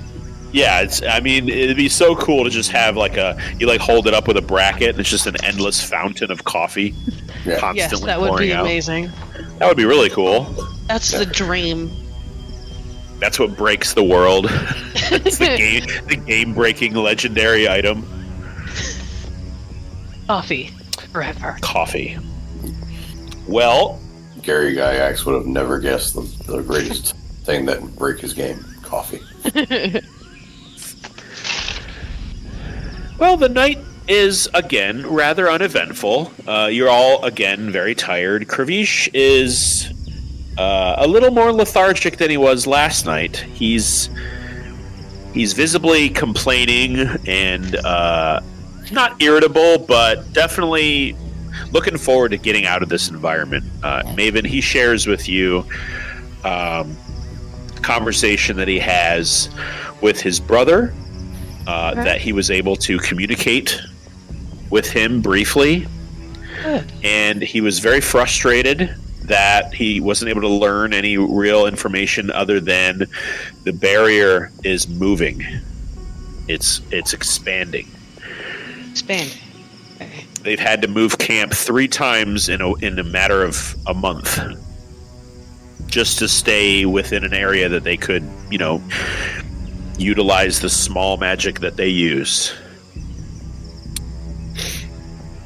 And the last piece of information, and I'll share this with Corey, obviously, is that Agubo, he found the neighborhood, or what he thinks is what's left of the neighborhood of where his father's shop was. Okay. But he hasn't found the shop. It's pretty like everything is pretty wrecked. It's difficult to really make out what is what. How are you doing? Poorly. Well, I'd like to know for sure what's going on back home, and Yeah. well, I understand his frustration. It's a terrible mystery. Yeah. Hopefully what we find here will help figure out what we can do about it. Because she's just gonna hug him. She doesn't know what to say. He's going to kind of catch you, and as you kind of collapse on him, and he feels you squeeze his scales with your strength. You're smaller than him, but you're pretty damn strong, and he just kind of thank you. It means a lot. I'm really glad I have the support of you and everybody. I think that after we're done here, I don't know, maybe we make some time and check it out. Yes. It'd be difficult. It'd be difficult because most of us use magic, but I don't know. I guess we'll figure that out after we know more. Well, yeah, and if they don't want to go, and she's going to gesture between them, we will go. Okay? Okay. The night passes. You all have another dreamless sleep. Something odd. You notice that you guys don't really have a lot of dreams within the mansion. You're not sure if it's just a side effect of the fact that it's a magical demiplane or something else, but it's something that some of you maybe have noticed. So as you gather yourselves in the morning, feel free to have a quick moment to gather yourselves and figure stuff out. I'm going to hop AFK for about a minute total, and then I'll be right back. Okay? Okay. All right. See you in a minute. Okay, so we all heard that he said we each get 7 million gold, right? He Yes. definitely said I heard 8. a piece, not to share. I heard that he was going to let us attune to 10 magic items each instead of the usual And he's going to 3 armor and 2 additional. Yes, he's going to slash all prices of all magic items by 85%. Huh? Oh, They are Okay. 90%. 95? I think that's more accurate to what he said, yeah. Yeah. So just keep on trucking. That the plan is just to forge ahead. Do we know exactly what we're going to be asking when we get there? Not really. Each knows. Yes. Okay. Well, I'm saying it's something we might want to think about. I mean, I do think we should hide our, badges, our night badges. Just, put them in our packs or something. You know, these people are not treated well by the Empire. Fair point, well made.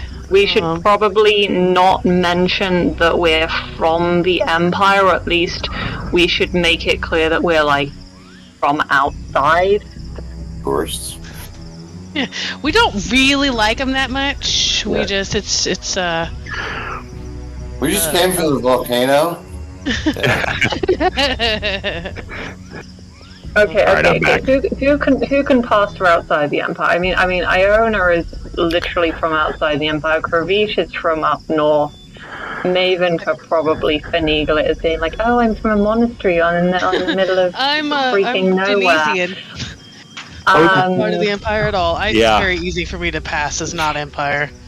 Barinor is just I can say that he's straight up from the woods, and people will believe. Straight up. He's just fuck the Empire. I hate probably them. also do that. And on the other hand, You know and Kravish are dead giveaways. Reeks of the Empire. Yeah. Have to stick him in a bag or something. It's put him in the bag of holding with his head out so he can breathe. I'm not sure that works that way. Hey, I'm trying to come up with creative solutions.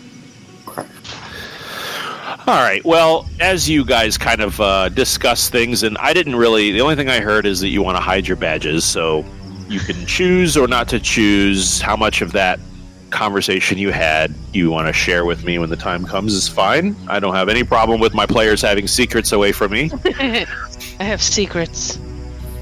As long as you tell me when I should know. You find yourselves hiking along after collapsing the mansion. The mansion. So I will need an acrobatics check from everybody. We're talking about rather difficult terrain. You guys are going to have to navigate over large routes so that you don't find yourselves walking way out of your way to get a easy path. So let's get an acrobatics check from everybody. I will roll for Daunt. He does all right. He gets a 16. That's not terrible for him. Let's see how Kravish does. That becomes that's like 20. Dirty 20. Dirty 20. Yeah, this is tough stuff. As I wait for Kravish's frickin' character sheet to load. The vines are twisted and unruly. You encounter several carnivorous plants that you have to either, slice and chop at, or just avoid altogether. So it is a day. It is a day of deep, heavy bush. And bushcraft is definitely needed here. Everyone's clothes, if they're not magic, they are ripped and dirty and frayed and sweaty and stinky. Everybody has except for who constantly casts prestidigitation. And I believe Kravish can do that as well, so I'm going to say he's constantly refreshing himself. He makes himself smell like, I don't know, fresh linen for an hour. Julie. That would be more of a Koza speed. Here we go. Wow. I've been waiting this whole time for just his correct character sheet to pop up. Oh, I was thinking Druid I'll need to Craft could step do up. something similar, but it does not. You could make a whole bouquet of flowers and rub them on yourself. Well, it says that I can make a what word? It's a sensory effect. You can create a harmless sensory effect, such as falling leaves, spectral and dancing fairies, a gentle breeze, the sound of an animal, or the faint odor of a skunk. And so I don't want the skunk. I mean, yes, you could. Question is, why would you want to? But those are like examples. So I'm like, sensory effect. I could just make like constantly like smell. I don't know, like roses around me. You just smell like an old lady. Yeah. Vanilla. Yeah, that's pretty trying to keep going. I could just every few minutes just cast Druid Craft like pine Fluff. scent. Pine Fluff. scent. Fine. Yeah, Like it's like a walking very into out of place smell in the middle of a jungle. It's what I know, though. Yeah. You're like, this is what clean smells like. Yeah, Fine. this is what the forest smells like. Not this weird rotting nonsense. Yeah, what is this nonsense? As you're kind of banding about and jokingly spritzing the jungle with a pine sol smell. Not actually doing that. Fine. Lemon pledge. Lemon pledge. You notice something is swinging from tree to tree in the boy. darkness of the canopy. It's small. It's not quite medium sized. Followed by another. And another. They're just swinging. And perks your ears up. Those of you with a propensity for perception notice that small shapes are flitting in and out of the trees on the other side of your group. Lovely. What is this? I'll say that it's not dissimilar to the little tiny monkeys that you've seen swinging around, although it looked like these were a little larger and they had something in their hands, something long, something pointy. Yeah. Some of them did, not every one of them. And in your awareness, you notice that there is a ape-like creature now standing in your path, probably 25 feet away behind a bush, and just peeking up at you. It has the face of like a macaque. A macaque? Yeah. Wrong thing. Wrong chat. There. There. Macaque. Yep, a little grayer. Yeah, a lot like that. Yep. What Steph put. It looks kind of like that. And it's just staring at you, and like peeking around from behind this bush. What does the group do? Oh my God! It's a monkey. Try? Or like, leave the wildlife alone. but it's so cute. I want to pet it. Well, I'm gonna touch it. Okay, go. I'm not gonna touch it. Don't touch the monkey. Well, here you stand. It's standing there looking at you. Hi. Hello, little monkey. How are you doing? It goes, ah! And runs away. And for a brief moment, just a brief moment, you saw a flash of like shiny blue in its mouth. Briefly, like real, but as it I don't know, shrieked at you. It like, ah! And then takes off. You saw this like unexpected blue color in its mouth. Like a baboon? No, it looked like it was a little something shiny. Maybe where its teeth would be or something. It was very fast, very, very, very quick. Okay. It had something in its mouth. Do we want to chase it? Probably run it down. Not particularly. Okay, fine. Spoil all the fun. I just don't. Do you Yes, know okay. how hard it is to track a monkey? I would imagine it would be pretty difficult. Pretty difficult. And like, the easy way to do it would be a bow. You know. We're not hurting the monkey. It's just living its life. Exactly. That's what I'm saying. Like, do you want me to shoot the monkey? No, I don't want you to shoot the monkey. Okay. God. I know you're sad. You could- Starts pouting, big giant eyes. Don't shoot the monkey. I'm not going to shoot the monkey. That's why I said it's not. No, we're not chasing the monkey. Hey, fine. We won't chase the monkey. If it comes back, maybe then we'll look into it. Okay. Koza and Iona, both of you notice there are two of these creatures behind you, about 15 feet away. These two have spears. Oh. Oh, fun. They're not getting closer, they're just looking at you. And now that you can see them, you notice they're wearing very rudimentary clothing. Something tells me these things ain't monkeys. I mean, they could be like Planet of the Apes monkeys. Have you never seen that play? Ravish, can you talk to them? It's a musical. He says, I can cast comprehend languages. They'd have to speak to me first. I have an idea, which is I'm going to...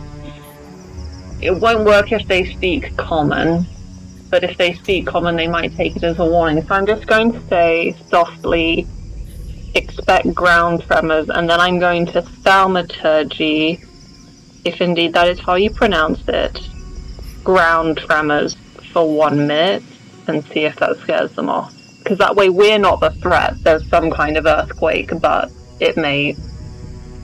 Okay. They react to your tremors, and by the way, this is what they look like. Look like these little thingies. And they look around instantly, and they kind of shriek, and they look at different directions, and you can now get a clear view. All of their teeth, as you're closer now, all of their teeth look like they are made of blue crystal. Oh. Okay. Okay, no, we're not. No. And you see one of the creatures reach into a pouch and draw out what looks like a small, little handful of crushed blue crystals. And he's looking around at everywhere around him, and he looks up towards where you're pretty sure the volcano is, and just kind of nervously eats these crystals and crunches them in his teeth. And all the other little ape creatures do the same thing. They reach in their pouch and they shove half a handful of this crushed blue crystal into their mouths. You hear this crunch, crunch, crunch. It sounds like it's not enjoyable, but they are munching around on it big time. And you see their nervous nature start to calm. And as the minute passes and the tremor dissipates, you see them kind of look back at you, but not darting their vision around as much as they were. Their eyes start to have a blue, dune style, blue haze over them. And they just kind of sit wherever they're at, and just kind of pop a squat, and they look up at you.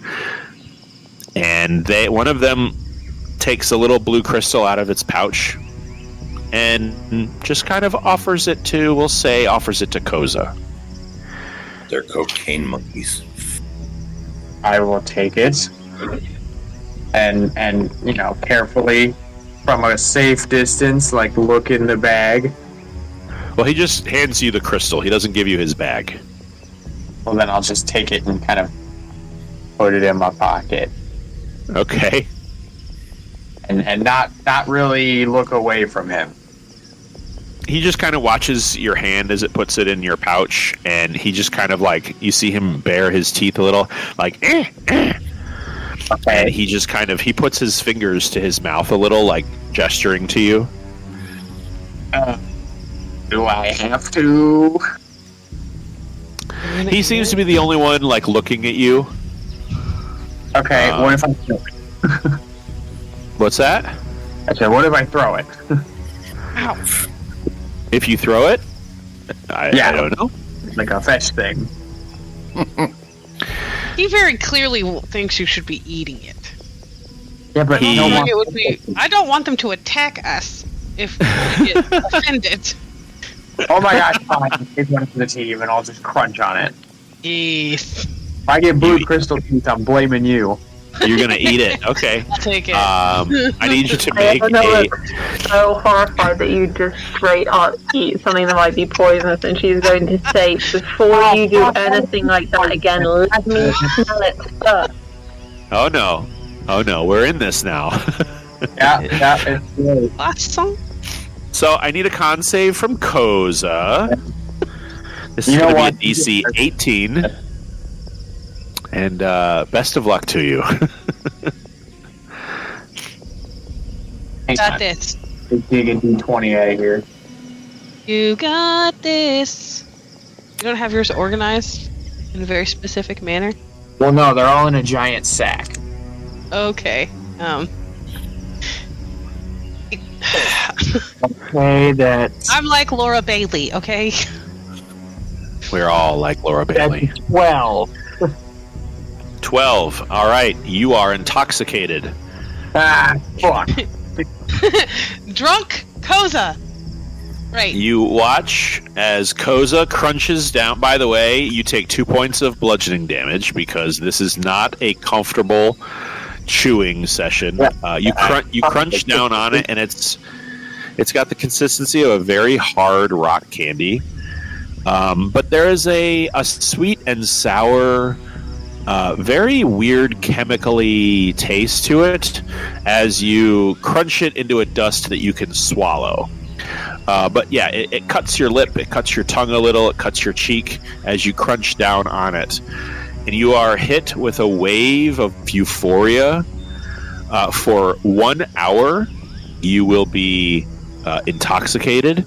You're at a disadvantage on wisdom and intelligence saving throws, but you're at an advantage on Constitution saving throws, and yeah, your eyes have gone like kind of blue the way that monkey's did, and they all start to like.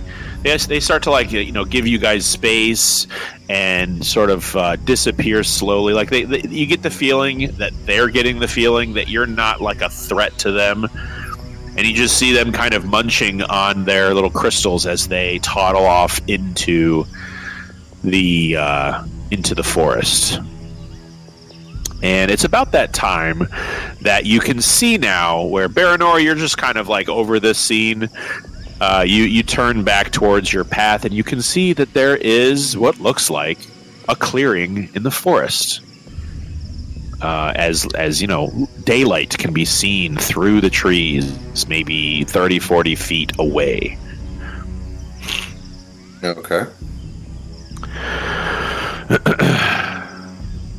I guess I'll check out the clearing from like the wood line as my drugged companions are I don't know, doing the scene from the Jungle Book. Yeah, we're having a great time, just vibing. We do. I want to be like you. Well, bringing up your rear is Daunt. He's going to back you up and tiptoe towards the forest's edge. And as you peek through the trees, you can see in the distance a vast, sort of blasted wasteland after the jungle kind of ends abruptly. Oh, okay. And you can see ocean in the distance.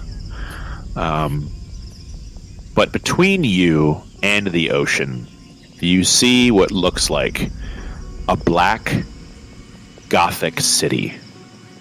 Yeah. You see Anorak as it lays before you.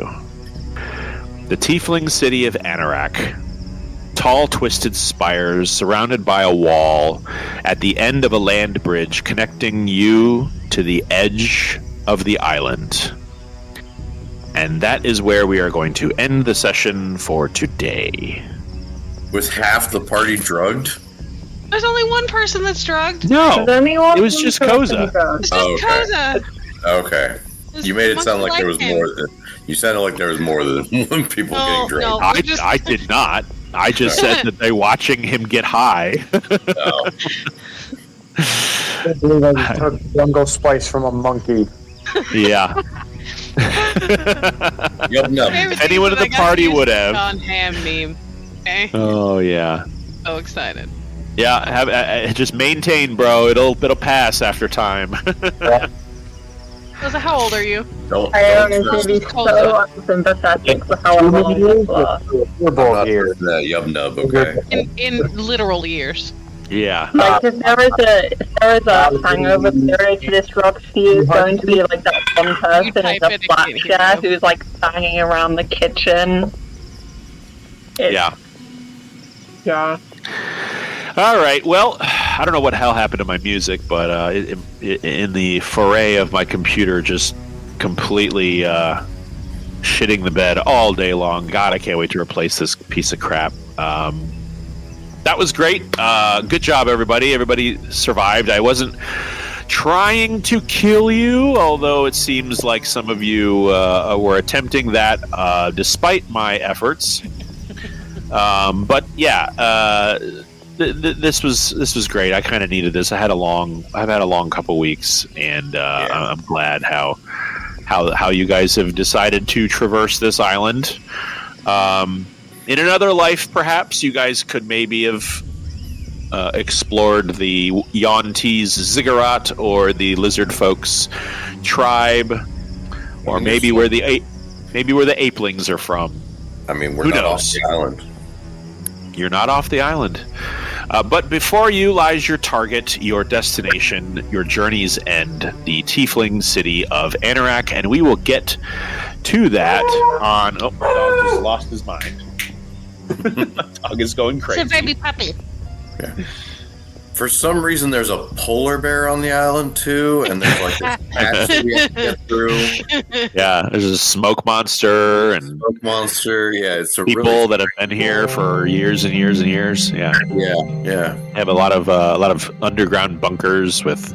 Yeah. Anyway, the later seasons really don't make sense. yeah, it's all just a weird like pre-biblical primitive. It was all a dream, civilization. Right? Like the end of the show, they were like it was a dream, or I don't know. I don't know. They don't know what it was. How am I supposed to know what it was? I don't know.